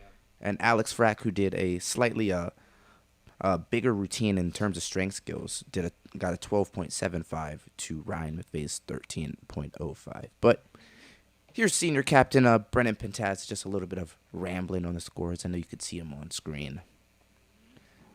Really nice pike and tuck yam right there. That was really fast. It was really good. So you have any stories about Brennan on rings, Fav, that you want to share with us? Oh, man. Yeah, Brennan. I mean, I don't think rings is Brennan's favorite event, but he's on lineup consistently now this year, which in past years he hasn't really. So he's been working a lot on rings, getting a lot stronger. Sheesh! There's a nice stuck dismount. Yeah. Hey. Hey. I kind of want this. I think I'm going to take this So one. Go ahead. speaking of stories on these guys, Alex Brown is just like a sight to see. He was a walk-on to our team, and for 2 years he had quit gymnastics in high school and done only football and track, then walked onto the Navy team, kind of didn't compete really plebe year, competed a little sophomore year, and then now he has become a powerhouse on rings, an extremely strong dude, and he's really like put together a good set here on rings. So it's super exciting to see. The man works like day in and day out, one of the hardest workers, and I think last year he got most improved on the team. So I'm super excited to see him on rings. Yeah, we had heard about Alexander last weekend. He also does an amazing P-bar set as well. But, Yeah. man, I'm stoked. Let's see what Alexander's got on rings here. Nice pull to inverted hang. Nice and clean, right into a beautiful back upright straight planche. A little bit of movement there. I don't know if they're going to give him too much credit for that because he didn't stay still, but then lowers into a B cross. Good hold from that. In order to get credit for skills, you have to stop moving. So we see, yep, there you go. Stops that movement in that back up rise cross there. That is a C. Really good stuff coming out from Alexander so far. Probably going to see the yams here. Nope. Back up rise into a straddle L. Into a push planche. That is a B. But it does it really clean. No deduction there. Looks like he got his hold. Really good stuff. Holds the L hold there and then does a nice press up into a handstand. Guess, unless he does yam here. Nope. Yeah, looks like no yams for Alexander, but really clean giants. I really like his giants. Gets right up into that handstand very effectively, very efficient, keeps his arms straight, keeps off the straps. See a swing through there with a B and then a laid out half and half out with almost a stick, but there we go. That's what we love to see. That's my old dismount. I love it when people do that. That guy just oh, he put that down. A little bit of pike down on the way there, but he turned it over. Looks so good, so clean. Good stuff from Alexander Brown. Man, I know I'm not supposed to be commentating too much, but this meat is just too good, man. Like, this is the meat that I've been waiting for so long, and just to see Alexander Brown come out, do such a good ring set, and he's probably, given that routine, I'm going to say that he's going to be put in the running for taking home the event title today. But let's throw it back over into Penn State. We're going to see Michael Jarrow. Yeah, this is definitely one of the meets I've been looking forward to for a couple of reasons. One, I think it's a really good matchup. And two, we haven't had the chance to cast Penn State not once this year. So a lot of our viewers, I'm seeing a lot of Penn State in the chat, but I know Navy's in here watching because, you know, they're accustomed to us streaming the meets. So where's my Navy guys in the chat? Here is going to be the anchor, Michael Jarrow. Oh, sorry, not the anchor. Their fifth guy up, Michael Jarrow. So I know we got a lot of Navy viewers, but I know Coach has been sending out like 3 different links, and I know this Gymnastics Network link is only one of the 3. So I don't know if people know exactly what the good spot is. I tried to put out some word about Gymnastics Network, but I think people are still trying to figure out which streaming network works best for them. Yeah. Let's just here comes Michael. You know, he has a really nice handstand, the best handstand that we've seen so far. And he's just gonna do a double to his hands and knees. So not the best. Definitely not a routine that they wanted to see right there, but it's all right. So I'll touch on why there's so many links right now. The reason that is partly my fault. This week, I didn't really market this meet at all. Normally, I post stuff way ahead of time. People know exactly where it's going to be. And we actually have a whole revamp that I've been working on to dump out. So new logos, new overlays, literally new everything. And it looks absolutely amazing. And that's kind of like our official launch. So we're actually still kind of like in beta mode right now. Okay. But the concussion that I had didn't allow me to. This meet was actually going to be our major debut. But, you know, given what happened, I just couldn't. But here we go with Josh Williams. And I can touch a little bit more on that in a minute. But let's talk about Josh here. Beautiful backup rise cross. Really level. Really good stuff. That's exactly how you want to do it. That's pretty much textbook there. Cast backup rise into a straddle planche. Really good hold. Really good level. That's exactly what you want to be. That's exactly how you want it to look. Remember, this is not the last guy for Navy. This is their 5th guy. But here we go. Nice yam sequence there. Very clean. Keeping it moving. Right into a press into straddle planche. We've seen a lot of guys from Navy do that now. Good holds on those, though, and then a beautiful back giant. That's textbook right there, right out of the planche. Exactly how you want it to look. Kenan used to do that, actually. And then right up into a B dislocate. I used to do that as well, into a front giant. So really clean stuff from him. And then a tucked 1.5 with an absolute bone dismount. Absolute stick. Absolute stud. Get that flag up, Kenan. Kenan, get that flag up. Yeah. Green flag, baby. There we go. Yeah, great stuff coming out from Josh Williams. Awesome. Next routine for Penn State, man, this is the one to watch on rings. This is Parker Clayton.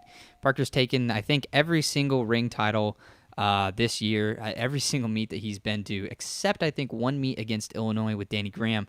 But Parker's been putting it down. I don't know if he's going to be doing his big set today, but I know he's been battling a couple of injuries with some things. But he's been doing really great this season. But to kind of go back in and talk about, why there's so many links out there, in the next probably 2 weeks, once I'm fully recovered and we can get everything, back to the way I want it, we'll launch full time. And at that point, everything that you see, there'll be pretty much one link. You'll be able to choose between Verdius and us. But we do work in accordance with Verdius. So we've worked out some stuff with Verdius, and Verdius is going to start pushing us. But look at that. A beautiful backup rise Maltese from Parker. Basically perfect. I don't see any deduction in that. I don't know if you guys do. And then right into a kip into Maltese. perfect again. What else can you say about it? It's completely flat. He's holding it for 2 seconds, keeping it extremely clean. Here's that swing through into the Yamawaki, into the tuck Yamawaki, into the pike Yamawaki, and the backup rise straddle planche. Nobody else does that sequence better than Parker Clayton right there. Absolutely perfect. There's no deduction. He hits that planche perfectly. He goes into the straddle L, then goes right up into a beautiful handstand. Really good stuff from Parker so far. And then we're going to see a front giant, and then I'm not sure if he's going to do a back giant today. It might just be a swing through, but regardless, really clean stuff from Parker.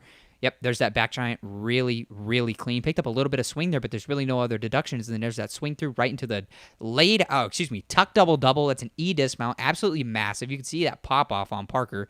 He took a small hop, probably wanted to stick that joint, but he still did an absolute stud of a routine. So, man, like I'm so hyped up, man. Like Parker, I know you're gonna watch this back, bud. You're doing great this season. It's awesome to see you step in and do such a good job. Also, that routine from Josh Williams that came out on the last Navy guy to go, he put up a 13.9, starting at a 14.8. Huge. That's huge. That's 9/10 off on the whole routine. So he scored within a point of his start video. That's exactly what you want to do. Throwing it to the chat. Man, Penn State back in 91. Thanks for being here, Kevin. We appreciate that. It's awesome, to have Navy alumni back in the stream, being a part of the community again. That's something that I've really been pushing for with building the network, is getting old alumni interested in the sport again so that we can grow the community and make it even bigger. But here we go with Jacob Carlson. He's going to be the sixth man up for Navy. Looks like Penn State finished the rotation with the 66. So, absolutely beautiful start there for Jacob. Let's see what else he's got in the store for us. There's that swing through right into a tuck yam, into a beautiful pike Yamawaki, into a backup rise straddle planche. Looks like he's a little low there. I'm not sure what the judges are going to do with that, but then he goes into a beautiful backup rise straddle L. That is a B. So we're going to see probably a press from here. Nope. Oh, wow. That's a good planche. You want to take some notes? That's how your straight planche should look. Absolutely amazing. That is a C planche, though. He didn't swing into it. He pressed into it. Nice press up into handstand here. And let's see what else Mr. Jacob has got for us. Nice back giant there. I really like this routine. I really like the construction of it. Swing through into looks like he was actually going to go for a 1.5 there, but he opted to do the tucked half in, half out. So not exactly short. Also, yes to the chat. Cash Buskie is here. I just don't believe he was on. Cash Buskie was the first guy up on rings today for Navy. But really good stuff from them. Parker put up a 13.95. So I don't know if Jacob's going to be able to beat a 13.95 just given that dismount there. But either way, really good stuff from Navy coming out and really good stuff from Penn State. So that was a fun rotation. I really liked that. Looks like the final score came in. It looks like, oh my gosh, this meet is close. This meet is close, man. You look at Penn State, they just scored a 66.15 on rings, and Navy's right there with them, scoring a 66.1. So a half of a tenth difference on that rotation. That's close. That's tight. That's knitted. We're going to throw up the event overview here, and I'm going to throw it back over to Cannon. Yeah, so definitely looking forward to watching these two vault rotations. I know Penn State is going to have the advantage in terms of start value on the vault, but with vault, anything could happen, especially in your home gym where you might just get a little bit comfortable and kick out for a stick a little bit earlier than what you would like to do. But the event overview, as the event overview goes up, I do want to remind you guys that there is a donation link down below if you guys are enjoying the content. We are doing this full time, and we have a donation goal on the side of getting a new camera, as all the money that we do, all the money that we get, and all the time that we do goes straight back into the stream. So I want to say thank you for that. Fav, so what's going on in Penn State's mind going into this vault rotation? Penn State has been looking really good in vault. Vault is just all about the sticks. They have some pretty high starts. Mm-hmm. So it's just, like you said before, just about those landings. And we don't have Cormier in lineup, which last week he boned his vault. a nice stuck 2.5. But even without him, I think Penn State will do really well. All right, really nice. So it looks like our Verdia stream is saying now, judge an athlete ready. So last chance to get that QR code up there right now. As we're going to be transitioning into the Penn State stream, and we're going to be looking at Nathaniel Warren. Some people call him Nate. Some people call him BTN. Somebody calls him BTN. Yeah, it's a nickname. Little inside joke for the people in there. I call him BTN. Here goes Nate. So he's gonna be doing a double full. Hopefully he could land it. Boom. Man, that was a low landing right there. He got it done. It looked like he didn't even know where to salute. He got a little bit lost right there. But that was a good start for Penn State. A vault on their feet is a vault that they want. Okay? That's the most important. Vault on the feet is the vault that they want. Here we're going to be looking at Sam B., the beast, the freshman beast of Navy. He's out here haunting the halls. I think Sam had a really nice stick last week, so let's see if he can keep that up here on Vault at home.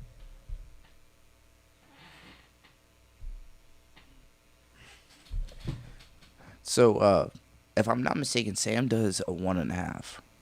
Yes. So, a slightly easier vault than what we just saw from Nate Warren. Nate Warren does a double full, and Sam is going to do a 1.5. So, a 4/10 decrease in start value for Sam.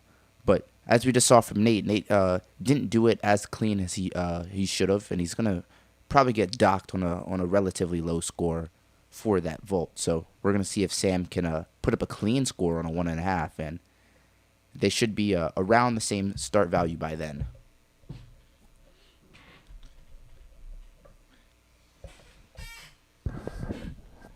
All right, here he goes. He's been standing there for a minute. I feel like I've been talking to a tornado, a cyclone, a hurricane, a wall. Come on, Sam. Let me see something. Let me see you go. Here he goes. He's raising his hands.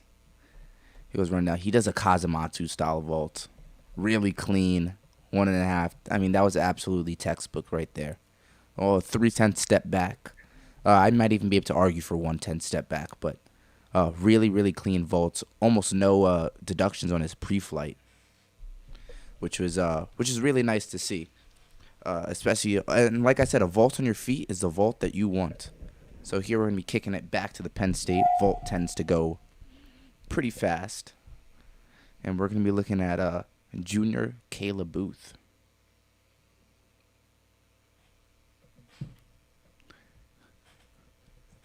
All right, so it looks like he raised his hand right there. And what should we be expecting from Caleb right here? I believe he's doing a little bit different vault. He does a Yuchenko and probably a double full just today. Beautiful vault. This is a small step back. It's really nice. Yeah, so Caleb is a floor and vault specialist. So we just saw him on the floor exercise not too long ago, and now we're seeing on the vault. That is the last that we will see of Caleb, and he went 2 for 2 on the day. Yeah. Gotta love it. Gotta love all hits. You know what I mean? Here we're going to be looking at David Toussaint of Navy. Quick score update. Nate Warren's score came in at a 13.5, so definitely on the lower end for that double full. And Sam's score came in at a 13.7, which is really good for that style of vault and for doing a 1.5. Here David goes. He's raising his hand, and I believe he's just going to do a 1.5 as well. So let's see if he can stay clean. Nice 1.5, small hop. Really nice, really nicely done. So looks like Navy's going to be doing some easier vaults here, and we knew that already going in. But man, are they clean? I mean, all these landings, no chest down at all. You know, perfect form, perfect pre-flight, perfect twisting form, and everything's done correctly. So you gotta love it. Yeah, I feel like that's kind of the essence of Navy gymnastics. Is like we don't always bring the highest level of gymnastics, but we always like to keep it clean and sharp. All right, well, here we're going to be looking at Ethan Dick. He is a student from New Zealand, just came from this fall. Really nice guy. I've had the opportunity to meet him on a multitude of occasions. Really nice and a funny guy. We should be expecting a pretty nice vault from him, as he is a very good gymnast, and we're going to see him on more than just the vault. We're going to see him on the parallel bars and potentially even on the horizontal bar. Here he goes. Nice double full. It looked like he could have even got the stick there. There's like a little, maybe a shuffle of his right foot, but that was a really nice double full, and they definitely needed that. As the scores have come in for Caleb and David Toussaint. Caleb Booth has scored a 14.0, and David Toussaint has put up a 13.8. So you could see Caleb had done a Yurchenko entry vault, which is typically the better entry, and a harder vault at a 14.8, where David Toussaint of Navy has done a Kazamatsu style vault entry, which is not as useful and being clean, but they're scoring essentially the same scores. So you could see where the Navy strategy has come into play. This is Josh Williams. Really nice double full, kind of far away from the vault table, and he's going to take a step out. But that was really, really clean. So we're seeing a lot of double fulls and 1.5. So for the fans at home, make sure you guys are picking up on the style of vault that they do, as the style of vault can almost always dictate the score that they get, assuming that their landings are relatively the same, of like 1/10 errors to 3/10 errors. But vault is going quick. Here we got Brennan Pantasis. Verdia Stream is saying that Brennan is ready, judge and athlete are ready. But I want to ask you guys in the chat, because sometimes it feels like we're talking to wall, for a little bit of criticism. What do you guys think about the Verdius platform, and what do you guys think about streaming more meets? Getting some more meets on the schedule, as in some Big Ten matchups, maybe some international matchups, and I guess your overall thoughts behind using the Verdius platform this year. But here we go. Here's Brennan Pantasis.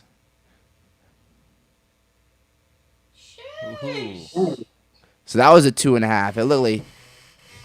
That's hot. And he put that thing on, man. Woo! He could come to play on that one. Yeah.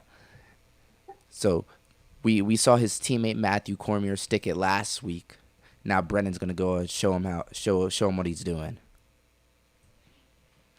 So here we should be looking at Giovanni Gambatis of the Naval Academy. He's going to do a double full if I remember correctly. He's a pretty clean and powerful vaulter. And we're going to be seeing Gio on the next 3 events, on vault, P-bars, and on high bar. So he got a pretty big day ahead of him currently. This is another big step up for Gio, because he wasn't even on the vault lineup last year, and he was running a 1.5. And now it seems like he's able to put that double down. And he's able to put it down easy. The amount of space that he had in the air, that was really nice. Definitely. Yeah, it looked like he over-rotated a little bit. Yeah, definitely next year he's going to be pushing that 2.5. 2.5. Now we're going to be kicking it back to the Penn State guys. And we're going to be looking at Michael Jarrow. So, like we said Michael Jarrow is going to be doing all around. So you're going to hear his name a lot. And you're going to hear his name a lot over these next couple years, because he's an absolute phenomenon. Here we go, stepping into the frame, into the overlays.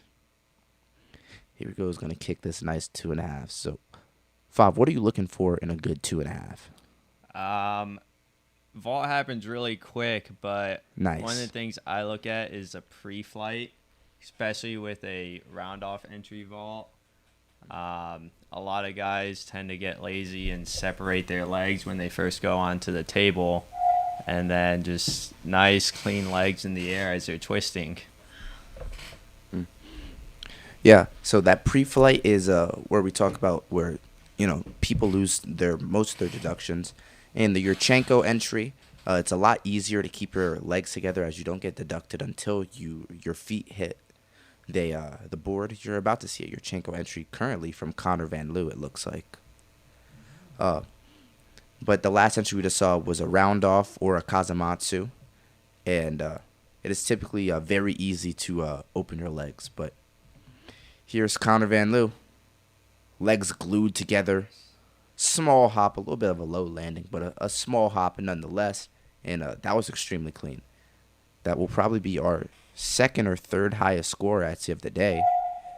Only behind Captain Brennan Pantasis, who put up a massive 14.8 from a 15.2 start value. So only 4/10 off on that routine. That's absolutely ridiculous. So a quick score update as Parker's going in.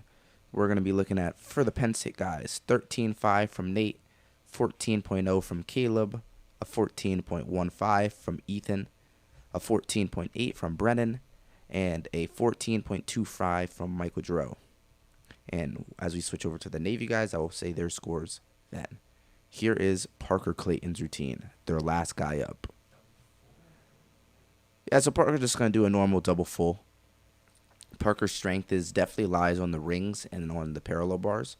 So he's just going to get it done on vault and get it done well also. That was a pretty nice double full, and they're going to need that to replace potentially Nate's score at a 13.5. But Navy scores coming in. Sam B at a 13.7. David at a 13.8. Josh Williams at a 13.8. Giovanni Gambatis at a 13.95. Conor Van Loo at a 14.05. And now we're going to be looking at Travis Keller. Here he goes, raising his arms.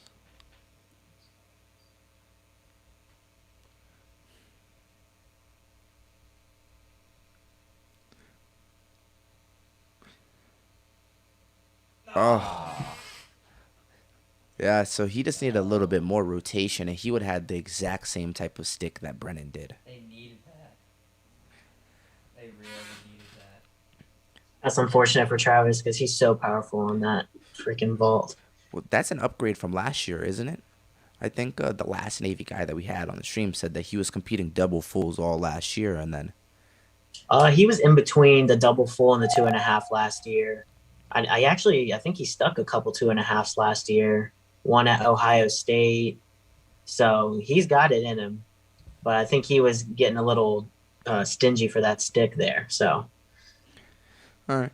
Well, the event overview is on the screen, and it is currently being updated so that you guys can see the most current scores. We're just waiting for the vault scores to load in. The Venmo link is back on the screen for the people that have missed their opportunity to donate. We appreciate each and every single one of you guys for coming out here. And the stream that we are built is designed to try to promote gymnastics and give it a fun and new, interesting way to watch gymnastics, with some better casters and some little bit more personal stories, as we have Fav and Lucas here. So if you do choose to donate, all the money goes straight back into the stream to try to give you guys even better content and save the sport even more. That link is right there, or the code is right there, and we also have a link in the bio. But I want to ask you, Fav, as we're going into our fifth rotation, we're heading into the last half of the meet. Can you talk a little bit about the international gymnastics arena and that environment right now? Because I know that you're currently still in it and still training for Puerto Rico. Can you talk a little bit about that to the people that don't know?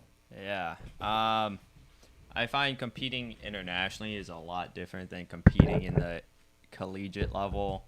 I know you guys probably can't hear it, but usually at collegiate meets, it's very, very loud. Everyone's cheering left and right. Whereas opposed to internationally, people may not be cheering as loud, which is not necessarily a bad thing, but either way, traveling internationally is fun. I love going to other countries and, love to sightsee. It's meeting new friends too, learning languages from other places. it's a very fun experience, and it's unique every single time.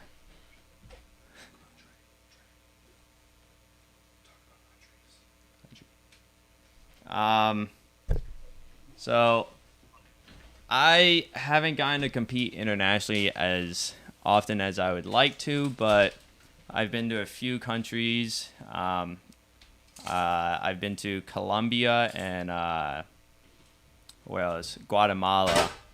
The first country I went to was Guatemala. It was my first time out of the country, and it was really exciting. Sadly, I didn't really get to sightsee that much because I just went straight from the airport to the hotel and then competition and went right back. But it was still nice meeting all these different people from different countries. And then when I went to Colombia, I got to sightsee. It's a beautiful country. I would definitely visit again. But here we go, starting again with Penn State on P-bars. And who is this? This is Brennan Pantasis for Penn State on P-bars. Brennan's been having a pretty good day today. Killed it on floor, killed it on rings, absolutely crushed it on vault. So Brennan's kind of a guy where you see him start doing well, and he continues to do well for the whole day. He's kind of what you would call a mental gymnast, but it goes both ways, right? It can be really good for him, or it can be kind of bad. But you can see from this routine so far, it's doing really, really good for him. Brennan is very good at P-bars, really clean, has good difficulty as well. So let's see if Brennan can get this dismount here. He's been struggling a little bit on his dismounts, but I'm really, really, really hoping he can put it down today. Oh my gosh. That's 2 events in a row. Brennan has put it down. 2 events in a row. First you saw that vault. He put that vault down. Scored a 14.8 on vault. Now he comes back out on P-bars as an absolute stud of a P-bar routine and then bones the dismount. So props to Brennan. That's hype. I'm hype. Remember, the point difference right now is only a 1.5. And Penn State is a very dominant vault team.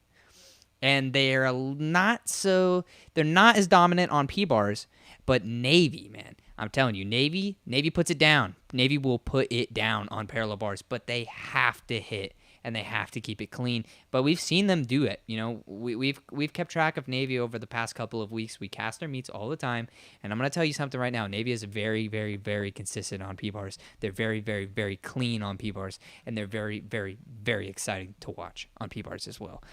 I'm excited to see this team go 6 for 6 because our P-bar team over the past few years has really, really worked their butts off to transition into a really solid team and not lose that momentum in the meet. So exactly, and they're doing a great job keeping that momentum. But here's Eric and Gekko for Navy here. Let's jump right into his stuff. I'm gonna adjust the screen here in a second so we can see their legs, but it's just gonna have to let it rock for this routine. So far, really clean stuff. Really good start for our man Eric here. Let's see what else he's got in store. Nice studs there. That's exactly how you want to do it. Right up into the handstand. Not a lot of wavering. Into a beautiful peach to support. Holds that L for 2 seconds. You don't hold that L for 2 seconds. Your coach is going to rip you. Pushes right up into a beautiful handstand. Yes, Lucas is laughing because he knows exactly what I'm talking about. Right into a double pike. Unfortunate, didn't get that landing, but still a really good set from Eric there. Open to the dismount. Super clean. He really hit the handstand, so...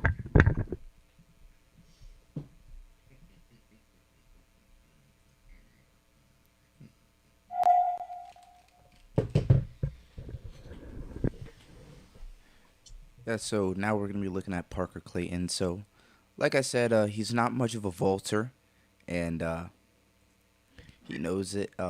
And he's more of a rings and P-bars guy. And from talking to Parker this year, Parker is going out there, and he really wants to go out there and All-American on P-bars and even contend for a national title. So, here he goes on his P-bar set. We're going to see if you guys think that... he can All-American. I already know my own beliefs. I think he can do it with this routine. But he's going to need to stay clean, so here we go. Nice peach hand. Back giant. He does his tapel on the metal. Super far out. Look at that. Let's just do a normal Moy in.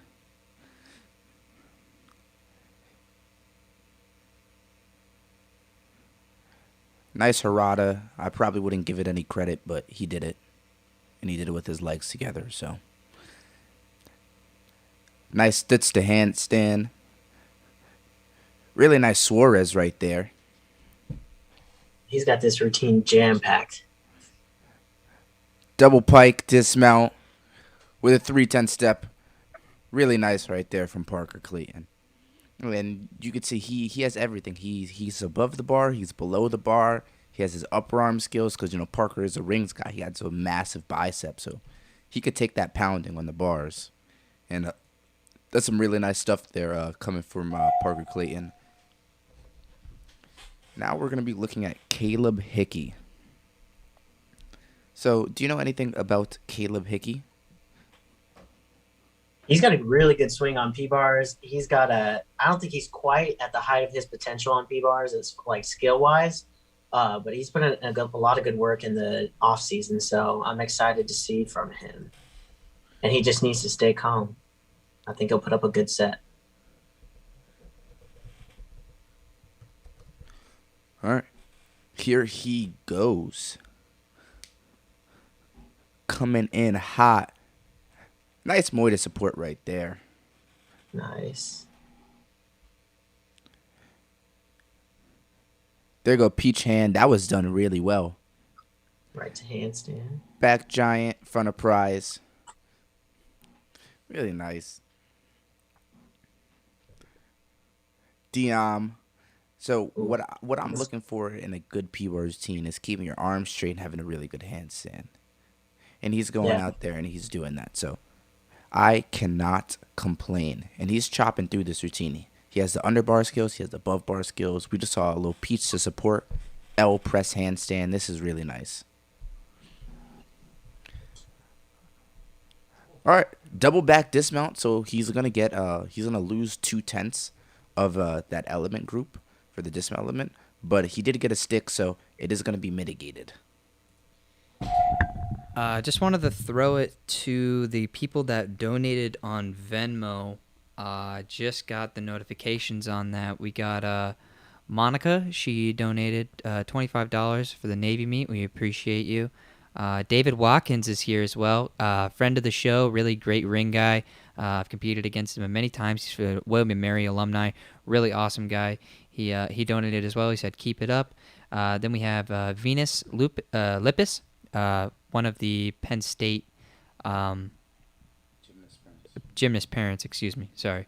The either mother or sister of Troy Lupus, who is a Lippis, who is one of the Penn State gymnasts that does rings, and also Jeff Lippis. So we appreciate you guys very, very, very much, and thank you very much for the support. It means the absolute world. But let's jump in. This is Alex Frack. All right, here's Frack. He just did a Healy. It's a big confidence skill, and he just bent his arms a little bit. So, like I said, straight arms, straight handstands on P-bars is a pretty big indicator that somebody did the skill correctly. And Frack's first 3 skills, he all had bent arms and not a strong handstand. But he's doing really nice. That was a straddle front that was really high. You do a front flip with your legs open. And a double pike where he landed a little bit low, sadly, but it's all right for the senior. It had that routine had its mistakes, but there's definitely more upsides to that routine than downsides. To the chat about donations, the QR code will be up at the end of every rotation, and also too there is a donation link in the description of the video. Just kind of depends on your method. You can also rewind the video and go back to one of the previous event overviews where the QR code for Venmo is at. It's also there too, but it's just kind of personal preference. But we're going to jump in here on Navy. So here's Gio. Straight arms, straight handstand. Look out for it. I mean, Lucas, what are you thinking on a good P-bars routine? Really nice, Dion. Good P-bar routine, it's that handstand, really, I got to say. You hit them handstands. And I feel like the guys that get judged the best are the ones that, it's kind of like rings to me. It's the ones that make it look easy. Mm-hmm. Like you just kind of have an airiness and a effortlessness look to you. And that translates into your holds and your handstands and your swings. And I think the judges really eat that up. And then, of course, always the stuck dismount is a good way to finish. Oh, definitely. Definitely. I think the thing about the handstands is that having a good handstand at the beginning and at the end of a skill is just a good telltale sign that you are in control on P-bars, regardless of the skill that you do. Absolutely. It's not about the skill that you do, it's about how you do it. And just being confident and having, doing anything. You could do a really nice back layout, a bunch of, layouts and fulls on floor, and that would be a pretty nice routine just because, they stuck all their pass and did it clean. Same way on P-bars, if you have a nice handstand and you're solid throughout the entire routine with a pretty nice dismount, it turns out to be a pretty good score on P-bars. P-bars is not very difficult to score high. Yeah, and almost every skill on P-bars either starts and or ends with a handstand. So if you have that good handstand, the judge is going to remember you for that handstand and probably have a good taste in their mouths for the skill. Definitely. But here we're going to be looking at New Zealand sensation, Ethan Dick. We've talked about Ethan many a times on the show, post-game, pre-game stuff, and just watch this mount. He's got an awesome mount. One of my favorite types of mounts in the NCAA and just in gymnastics in general. Vav, you want to give us a play-by-play for Ethan's routine? Yeah, so that was a unique mount. He does a kip on the one bar, which normally people start in the middle, and then he goes bobsar, a really beautiful bobsar, two to pout, really nice, really high, and then a heel. Yeah, it's beautiful heel. Yeah, it's a confident skill. And you got a little leg separation, but he's hitting those handstands. Yeah, those handstands. He has his straight arms everywhere, and he held his L really well. The routine just looks solid when Ethan does it. Beautiful double pike. I was actually watching the Verdia stream. He did his double pike to his back, actually, in warm-up. So nice to see him transition that and go to the knee and, absolutely demolish it. Clean set from Ethan. Kind of what we've been expecting. Him and Michael both put it down consistently on B-bars. And Andres as well. He's not as consistent as the other two, but when Andres hits, he does a very good job. Same thing with Ryan McVay. He can do a really, really, really good P-bars routine as well. So excited to see what he's going to do.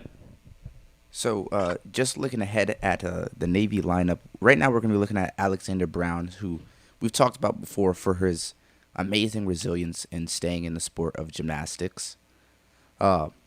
Just by taking those 2 years off in high school and coming onto the team in Navy and now competing on multiple events. But I'm noticing the absence of Deeren Lutchman on thing. It's going to be interesting to see who takes the P-bars crown now because I know Deeren was a pretty big score for them. But jumping in, I'm not really sure what's going on with Deeren, why he's not on the lineup, but he's usually our big hitter, and he's got a beautiful routine. He makes it look so easy. Yeah. So here is Alexander Brown. Ooh, pull it back. So like I'm saying, so that was a Diamond Stutz where his handstand just went a little bit out and he kicked forward. Like I'm saying, like you can tell when a skill is done properly by the way that they finish that handstand. And he ducked back a little bit on that double pike. To the chat, so it's called a confidence skill when the skill isn't very hard technically to do. It's more hard mentally to do. So for something where you see people do a Healy, we're going to see one done from Michael Jarrow, I believe. And if not, we will definitely see one done from Andres Perez. Where the skill isn't very difficult to do, where you could probably teach anybody to do it at any age to do it, probably within one day. It just depends on how confident they are because as a gymnast, you're going to be swinging through the bars and it's a confidence thing to say like, oh, am I going to be able to catch the bar? Because there's a lot of times when you're training the skill that you will miss it. And that is basically what creates a confidence skill. It's where it's not super heavily reliant on your technical ability, where it's more reliant on your mental fortitude. But here is Michael Jarrow. Nice peach handstand. One of the best in the business, actually. Giant Diam, a little bit leg separation. Giant. Diam. You can see the handstand just starting to slip a little bit. He had an absolutely amazing handstand right there. Needed a Diam stutz, pizza support, L press handstand, and here we are. We should be looking at a dismount right here, which is double pike. Really nice double pike, 310 step back, but no chest down error. That was a really good routine from Michael. I'm sure he wishes he could mitigate that flaw right there in the Diam stutz combo. But overall, it's a really good routine, and it was extremely, extremely high start value. So now we are going to be looking at our fifth guy up for the Naval Academy, which is going to be Ryan McVay. So once again, Ryan doing all around, chugging on through. And This is a big hitter for Ryan. I'm really hoping he hits it. Yeah, man, Ryan can put it down on parallel bars. I'm going to pull up his score from last weekend just so we have something to talk about here in a second. Okay, so I'm looking in the chat. Deeren has just left quarantine a couple days ago, so maybe a contact tracing got a hold of him and was like, hey, you're not competing against Penn State. Don't even think about it. Or maybe that would make sense. They're pretty strict over at the academy right now with quarantine. I think that's actually what happened with one of our juniors, Danny Clark, and then the team's actually missing the team captain right now. Max Gerber is unfortunately in quarantine. So I have noticed that Max Gerber is in the Twitch chat. So what's up to Gerber right there? Here goes Ryan though. So peach handstand is a very technical skill, not a confident skill.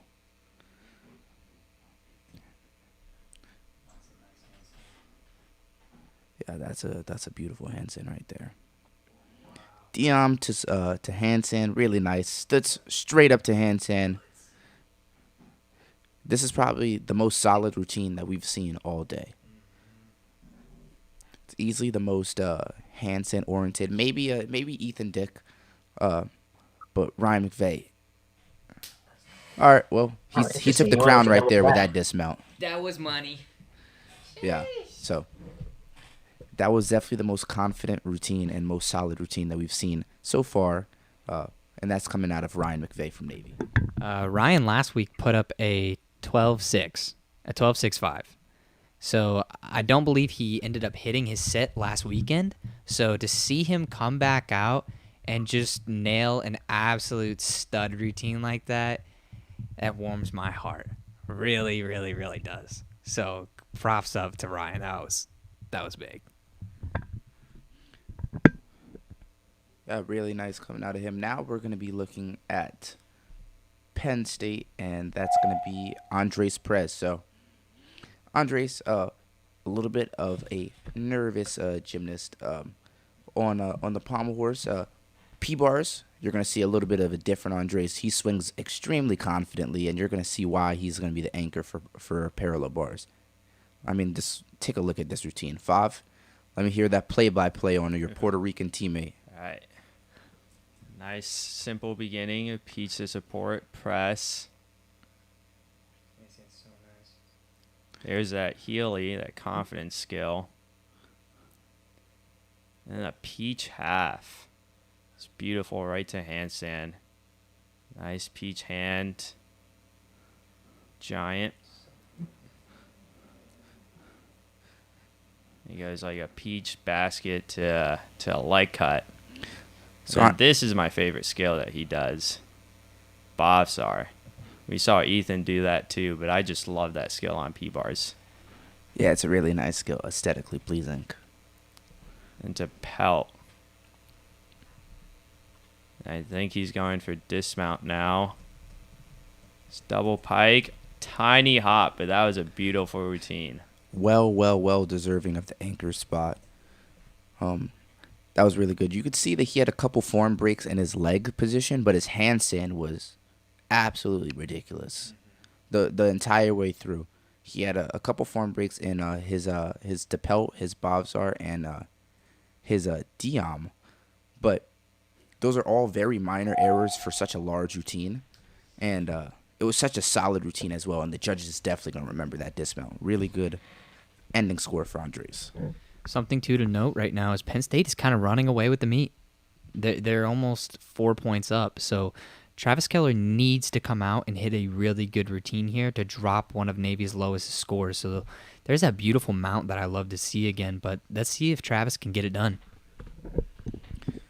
Yeah, he likely will be able to drop the lowest score.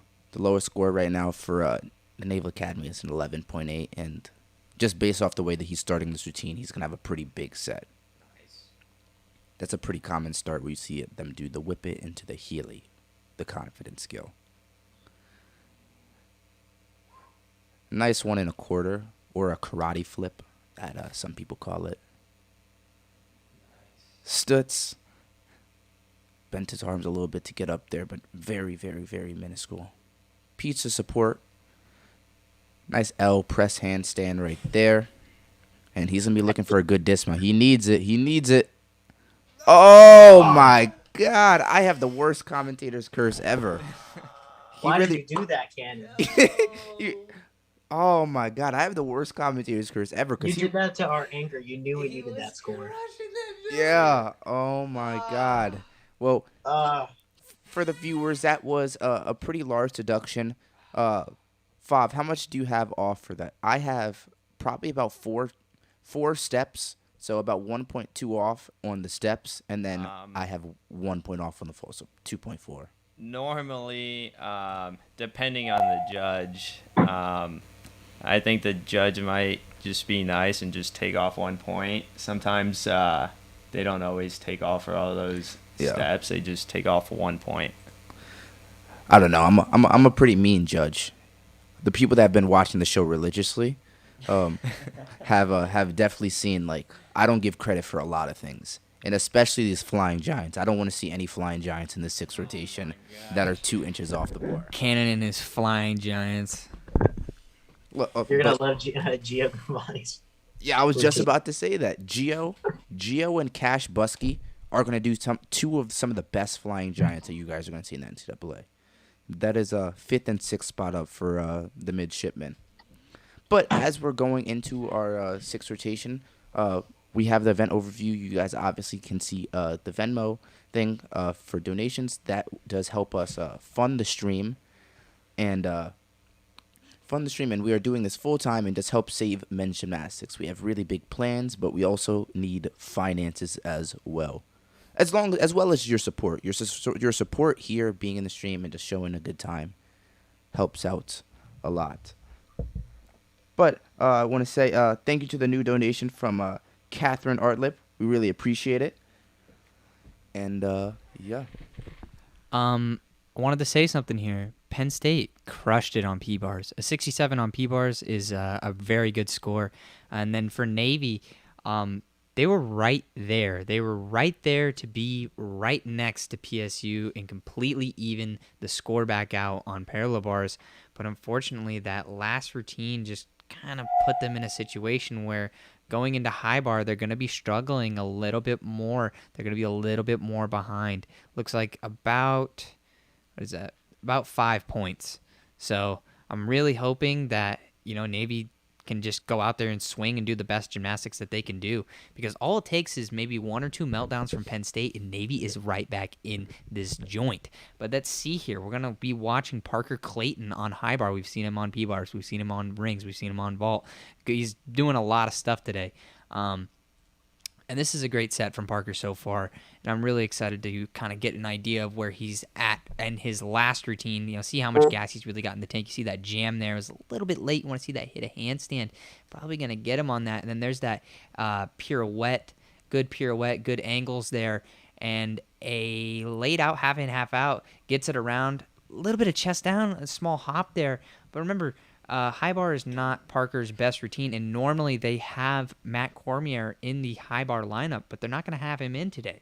So, kind of given that, but Navy, man, oh, I'm so excited to watch Navy high bar. I'm probably going to go crazy during Navy high bar because let me tell you something about Navy high bar. Cannon knows for a fact these guys let their stuff rip.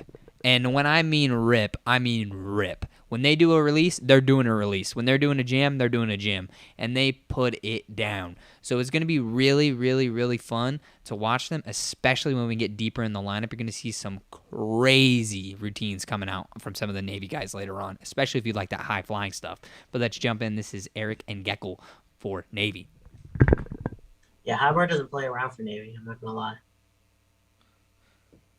Yeah, well, here he's going to be starting off with a pretty large Yamawaki. Nice half turn. Looked like he missed his hand on that half turn, but got it back. Here it goes. Straddle Tkachev. Really nice. So that's that flying giant that I'm talking about, and that's what I mean when I say it goes 1 inch off the bar. But listen, the judges are still giving it full credit. So, Endo half. Here he goes. It looks like he's going to be cranking up for his dismount. Put it down, baby. Really nice half and half out. Just a small hop on the dismount, but really, really good routine from him. There was no major apparent errors in the judge's eyes. So, Solid start. That's definitely important. Just keeping clean on high bar. High bar is probably the biggest event for deductions. There's the most that you can get deducted on, which is why you see different people doing different routines. But Fav, I want to ask you about the different routine structures that you've gone through at Penn State. Yeah. So, one of the most important things on high bar is angles. And when you see people doing pirouettes or, like those endos and those jams where they pop their shoulders, is all about going to that handstand, and that's where all the deductions come from.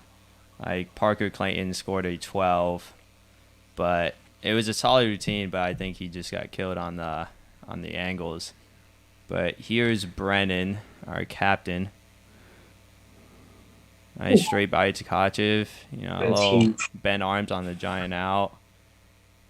Straddled to Tkachev. Better giant out. It was very nice. It was a whiler, a little bit different than what most people do. Nice talk. And nice. Brennan's going to stick his dismount. 3 for 3 on the last events. Let's go. Yeah, that was a really good routine. The routines are definitely varying at Penn State for what the gymnast is good at. They definitely play to their gymnast strengths on high bar because, like I said, high bar is such a big event with deductions that you really can't take any risk in telling a gymnast that's not very good at pirouetting skills to go do a pirouette or telling a gymnast that's not very good at releases to go do a release. The margin of error is razor thin on high bar. This ain't the floor exercise. Floor, people do what they want. On high bar, they do what they have to do. It's just the current state of the FIG just makes it so difficult to score high on high bar, and it makes it so easy to score high on floor. I mean, even go look at Winter Cup, right? We just saw Winter Cup take place like a day ago, and these guys are the lowest scoring event, even at the highest level, is still high bar. Yeah, it's always going to be high bar, but here's a freshman phenom, Sam B. I am waiting for Sam to win ECAC of the week, ECAC Freshman of the Week, if he hasn't already, because he's been absolutely putting it down. I know he got Rookie of the Week already for ECAC, so. All right, well, this week he's going for that Gymnast of the Week. That was a really nice Tkachev, Stolder, and then a blind change. There goes an endo right there, and that's another endo with a half turn. Same value. I hear he's working a double dismount, so we'll see if he puts it down. Yeah, I remember him doing that in JO. So there goes a Flying Giants once again. Your favorite. Sheesh. Oh. Sam, you're That OC, was brother. beautiful. You're OC. Man.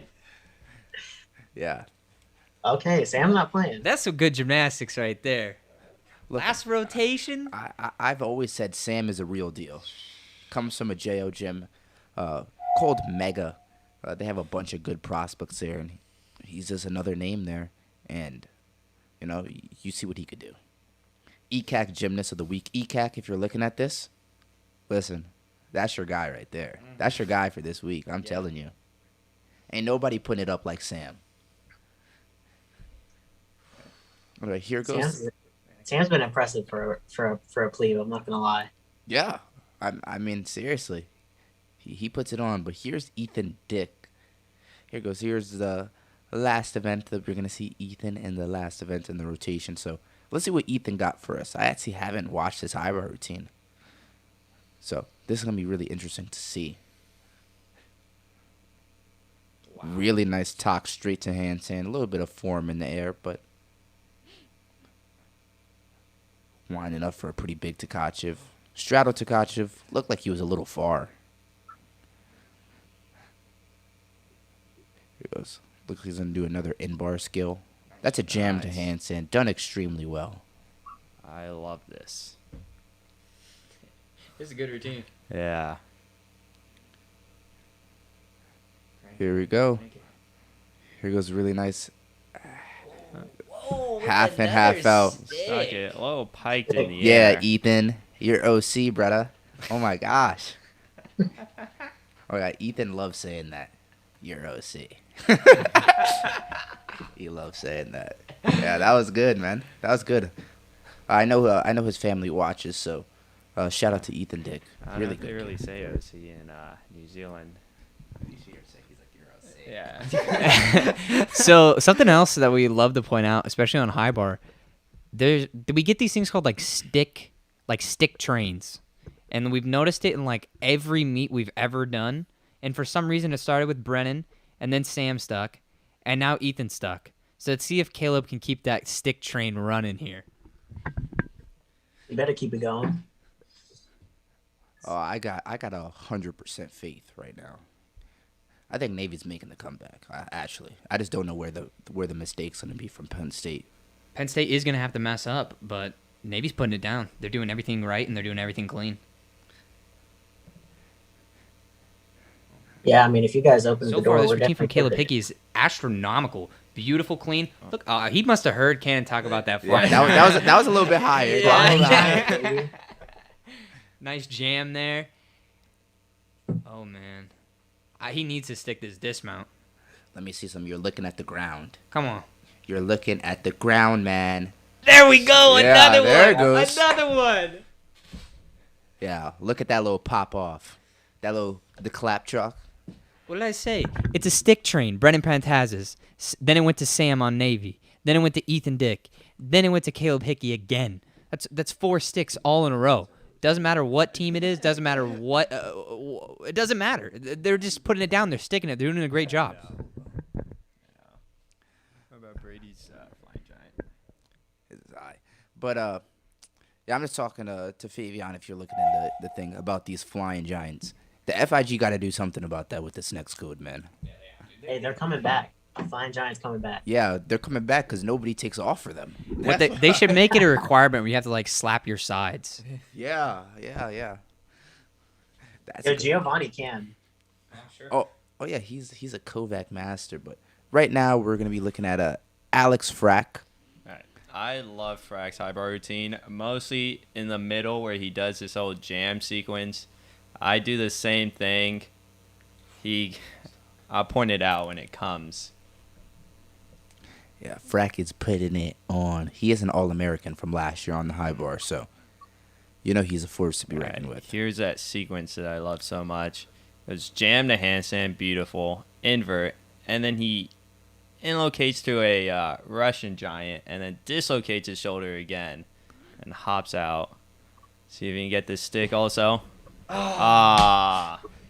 Yeah. There goes the train. Well, Penn part State broke it. of the reason why high bar has that stick train is because most of the dismounts you're looking at the ground, but when you do a dismount the way Frack does, Not that it's wrong. He just does a full in rather than doing a half in, half out. You end up doing a back layout as your last flip rather than doing a front half as your last flip. So definitely much more difficult to stick, but nothing wrong with it. No, and Frack has always kind of done his dismounts like that. You see him do his ring dismount like that as well.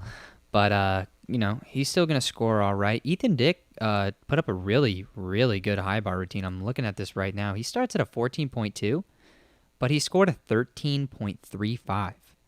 So keeping your execution score that high on high bar is really impressive. But here's Ryan McVay. Man, I love later in Navy's lineup on high bar. It starts getting wild. But I know that he does a beautiful Yamawaki, so let's jump right into it. Ryan McVay. Yeah, well, these are the last two chances Navy is really going to have to overtake Penn State, because Penn State's going to have the opportunity to drop one score in these next two. So these last two routines are extremely crucial for the midshipmen here. Real nice quast right there. One arm giant into a nice shoulder. Yeah. Endo full spin, that ankle was actually done pretty well. Better than I've seen done this season. All right, here comes a dismount. Here comes a little stick. It's definitely a stick, but oh my. I'm OC. Yeah, well, that's Caster's curse right there. I said it was definitely a stick way too early. Cannon, back at it again. Yeah, don't worry. I got one for Dre, too. Yeah, shout out Sam Zakutny in the chat. What's up, bud? Good to see you. Sam is an international gymnast, competes for Canada. He's Fav and I's old teammate. For those that don't know, Fav and I are the same class, and we graduated together. I know, but You're not in the same you weren't in the same class, G. It's a different You guys were JO teammates. It's different. But, man, that's awesome to see you, Sam. I'm happy that we're crossing borders at this point, as some would say. But, yeah, man, this is crazy. Like, I'm having a surreal moment here. But let's jump into the next routine here. This is Andres Perez. We saw him put an absolute stud routine down on parallel bars, taking home the parallel bars gold medal. So let's see what Andres is going to put up on high bar for today. Does a little mount there. Then there's that beautiful Zuliman. Really nice. Right up into that handstand. Here we go with another Yamawaki. That's textbook. Dude, oh my gosh. Andres is putting it down today. You saw that momentum carry over from the P-bars onto the high bar. That's a beautiful straddle Tkachev there. And then we're going to see, does he do more Tkachevs? Or is he done? I think he's done. He does the same jam sequence as Frack. Oh, a little bit of leg separation there, but he went for the handstand. You know that he's being aggressive in that beautiful blind change. And then I believe this is that jam sequence that we saw Frack do earlier. He also does Eagle Endo, which I also love. It's beautiful. Very hard skill, very beautiful. And then we're going to see a pirouette. Dismount. He's really fighting for these handstands here. And then one more stalder up into a handstand. It was a little bit late, but we're going to see him crank around for a dismount. He's got to get this landing here. Doesn't get the stick. Small, major hop there, but still doing a good job. Hey, Steven. Shout out Steven Netarosic, also in the chat. We got the whole gang here. The only person we're missing from our class is Braden Borromeo. So that's awesome, man. Thanks for being here, guys. Steven, if you don't know about Steven, Steven is absolutely cracked on pommel horse. He's actually at Winter Cup right now. They're prepping for finals, which is on Sunday. And we saw Steven yesterday. He ended up taking a fall, but let me tell you this. He fell at Winter Cup with the best guys in the entire nation and still got fourth place. So think about that. Wrap your lips around that. Wrap your mind around that. But next up, we got Cash Buskie. This is where Navy's high bar lineup starts to get crazy. You can see huge routine. I'm excited. Oh, you should be. It's absolutely insane. And I know Lucas for a fact is stoked to watch this. Let's jump into Cash Buskie here. All right, let's go. Beautiful Yamawaki to start. Yeah, absolutely amazing. And we're going to see a Kovac element here. Put it on the bar. Wow, that's massive. That is a massive skill there. the Let's see if biggest he can put release the we've next seen one on the today. bar as well. There's a beautiful Kovac, Yep. kicks out way above the bar, catches the bar. You can see Lucas clapping One down there in the more, one corner. more. He's ready to roll. Oh my gosh, fingertips the Oh. next casino there. Absolutely insane. Puts it right up into a handstand on the next stalder there into a beautiful blind That change. was We're going to fingertips. see another endo into probably an endo one arm. Beautiful stuff from Cash Buskie. See, we weren't playing when we were talking about Navy's Tough. later up in the lineup here. And then a dismount. Can he get the stick? Oh, unfortunately, Oh, takes a come small on, step, yeah. but that was a banger of a set. That was that was a amazing. That huge was routine. emphatic. That That was was huge. Yeah, he just needed this, man. Honestly. Check That the last face Kovac was cam. fingertips. He's really clean in his Kovac elements, especially in the tap, which is Yeah, it's really clean and the biggest releases we've seen all day. It appears I missed a donation. I want to say thank you for the donation from the Cormier family.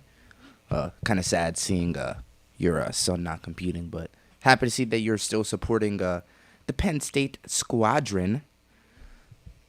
Really nice seeing that. Here is freshman Michael Jarrow. Yeah, we've seen Michael Jarrow put it down on high bar, and I'm sure this weekend is not going to be an exception. Let's jump into it here. Beautiful Yamawaki. That's probably the biggest Yamawaki we've seen all day. Right into, I believe that was a Stalder, into a beautiful Zuliman. You see, most guys at Penn State are doing that Zuliman. It's an easy D, and it's very, very, very clean. Oh, excuse me, C. Jump out into the jam there, really clean stuff, up into a beautiful Stalder, and then another Stalder half. It just, Jarrow just kills handstands. He's absolutely beautiful. He's an amazing gymnast to watch. That's a beautiful jam there. In the Eagle Giant grip there, hops back over into a front giant, and then we're going to see a pirouette, and then it looks like he's going to crank it around for a dismount here. Let's see if he can get this stick. Double. Oh, but unfortunately doesn't get that stick. I really wanted to put my green flag up, but that looks like the end of the road for Penn State here. They're going to finish above a 400, so really good stuff for Penn State. But we got one more routine for Navy, and that's Giovanni, and this is going to be a sight to see. This is going to be a good one to watch. Yeah, it looks like Penn State's going to finish around a 403, and we're just looking for our last gymnast from Navy.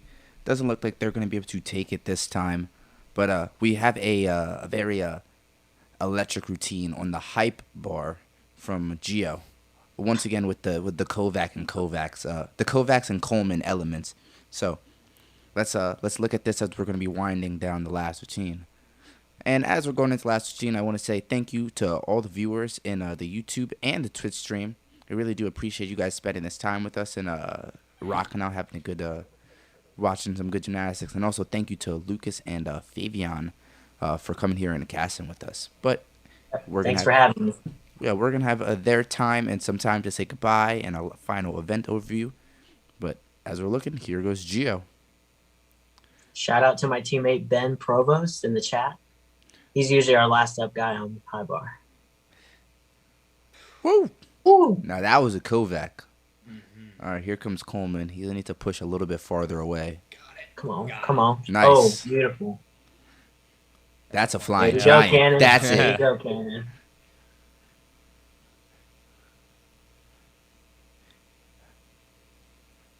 Nice. Nice, right to handstand.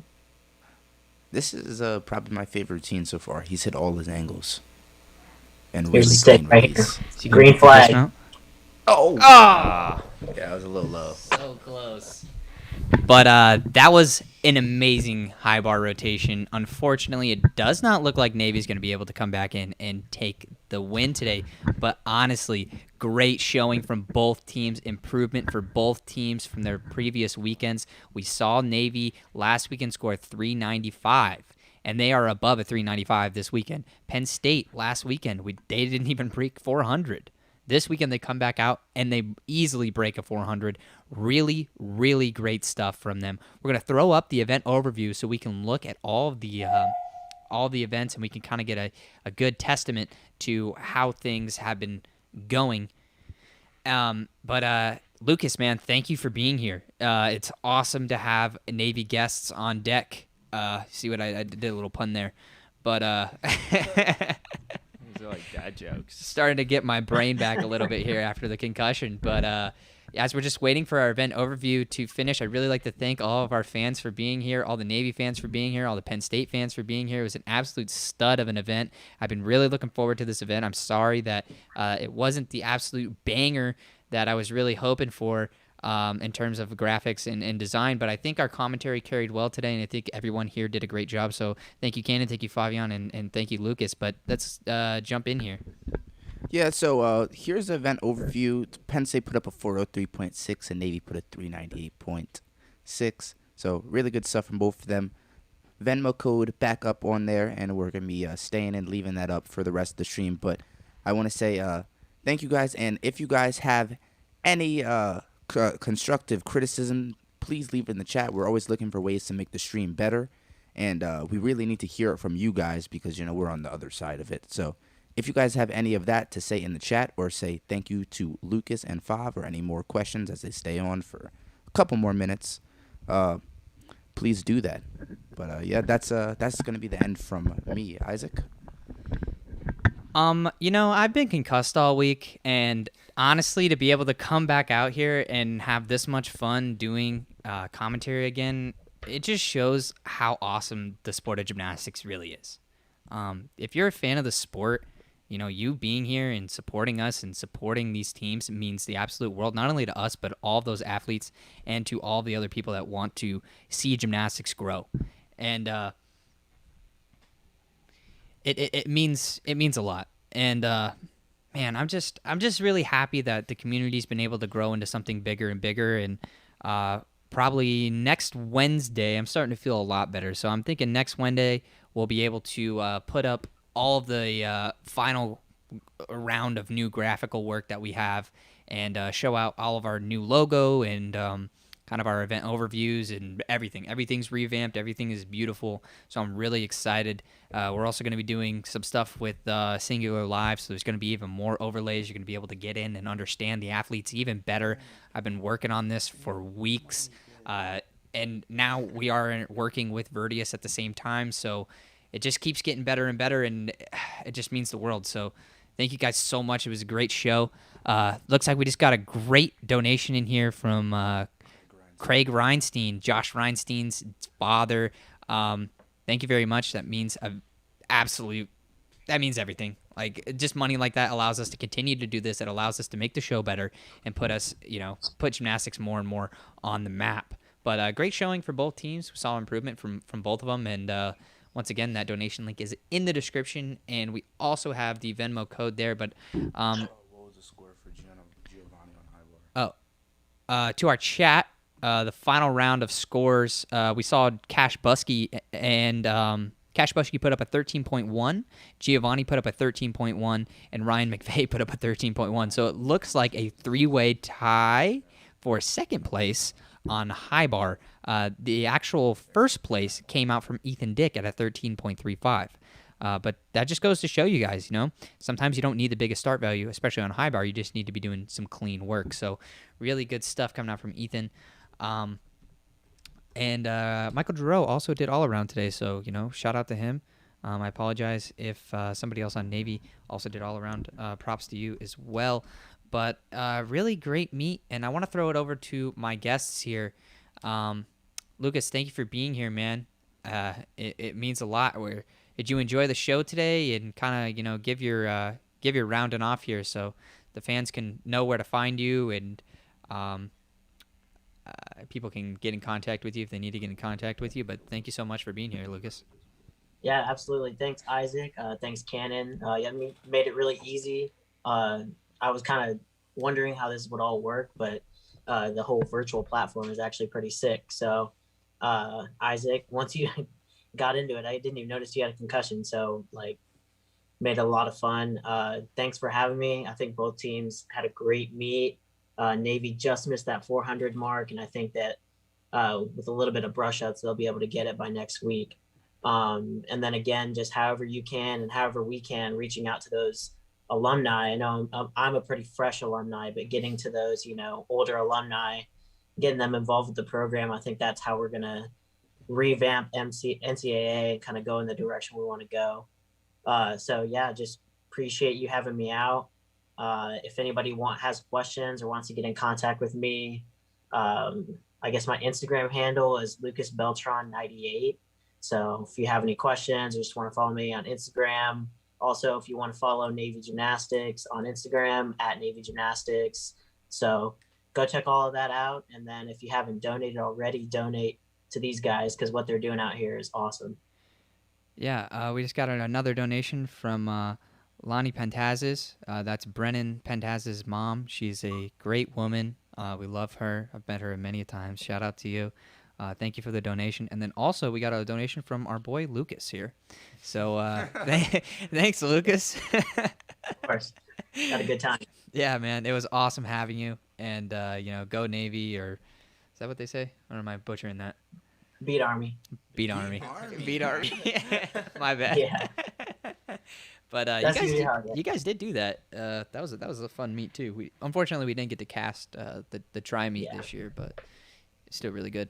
But I think that's kind of the end for us. Thanks, Fav, again for being here, man. Yeah, no problem. It was really fun. I loved at the end when you started commentating more. You got so excited. Yeah, it's fun just watching you just go off. That's a part of the show, man. I want to put on a show for the fans, and that's what I feel like gymnastics should be. It should be exciting. It should be something that is a spectacle, rather than if you guys, I'm not even gonna say that, but I want my show to be better than the Big Ten. I want my show to be better than Flow. I want my show to be better than all of that, and I have Cannon here helping me do that. So it's been awesome, and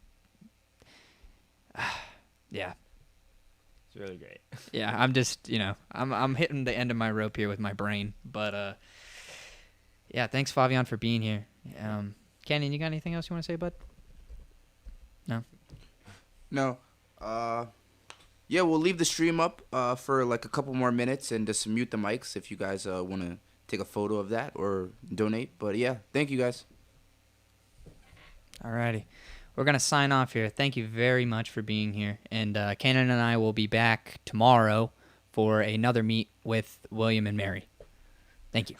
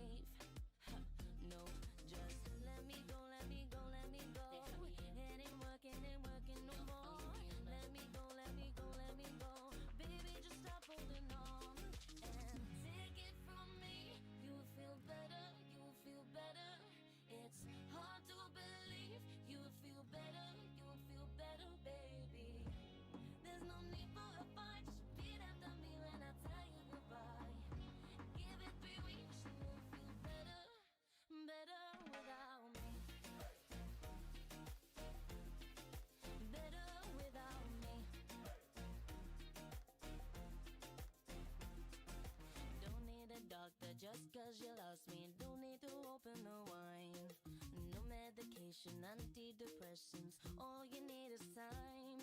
No communication, ringing me on FaceTime. Baby, I ain't picking up. And next time you see me, you'll be completely glad that we broke up.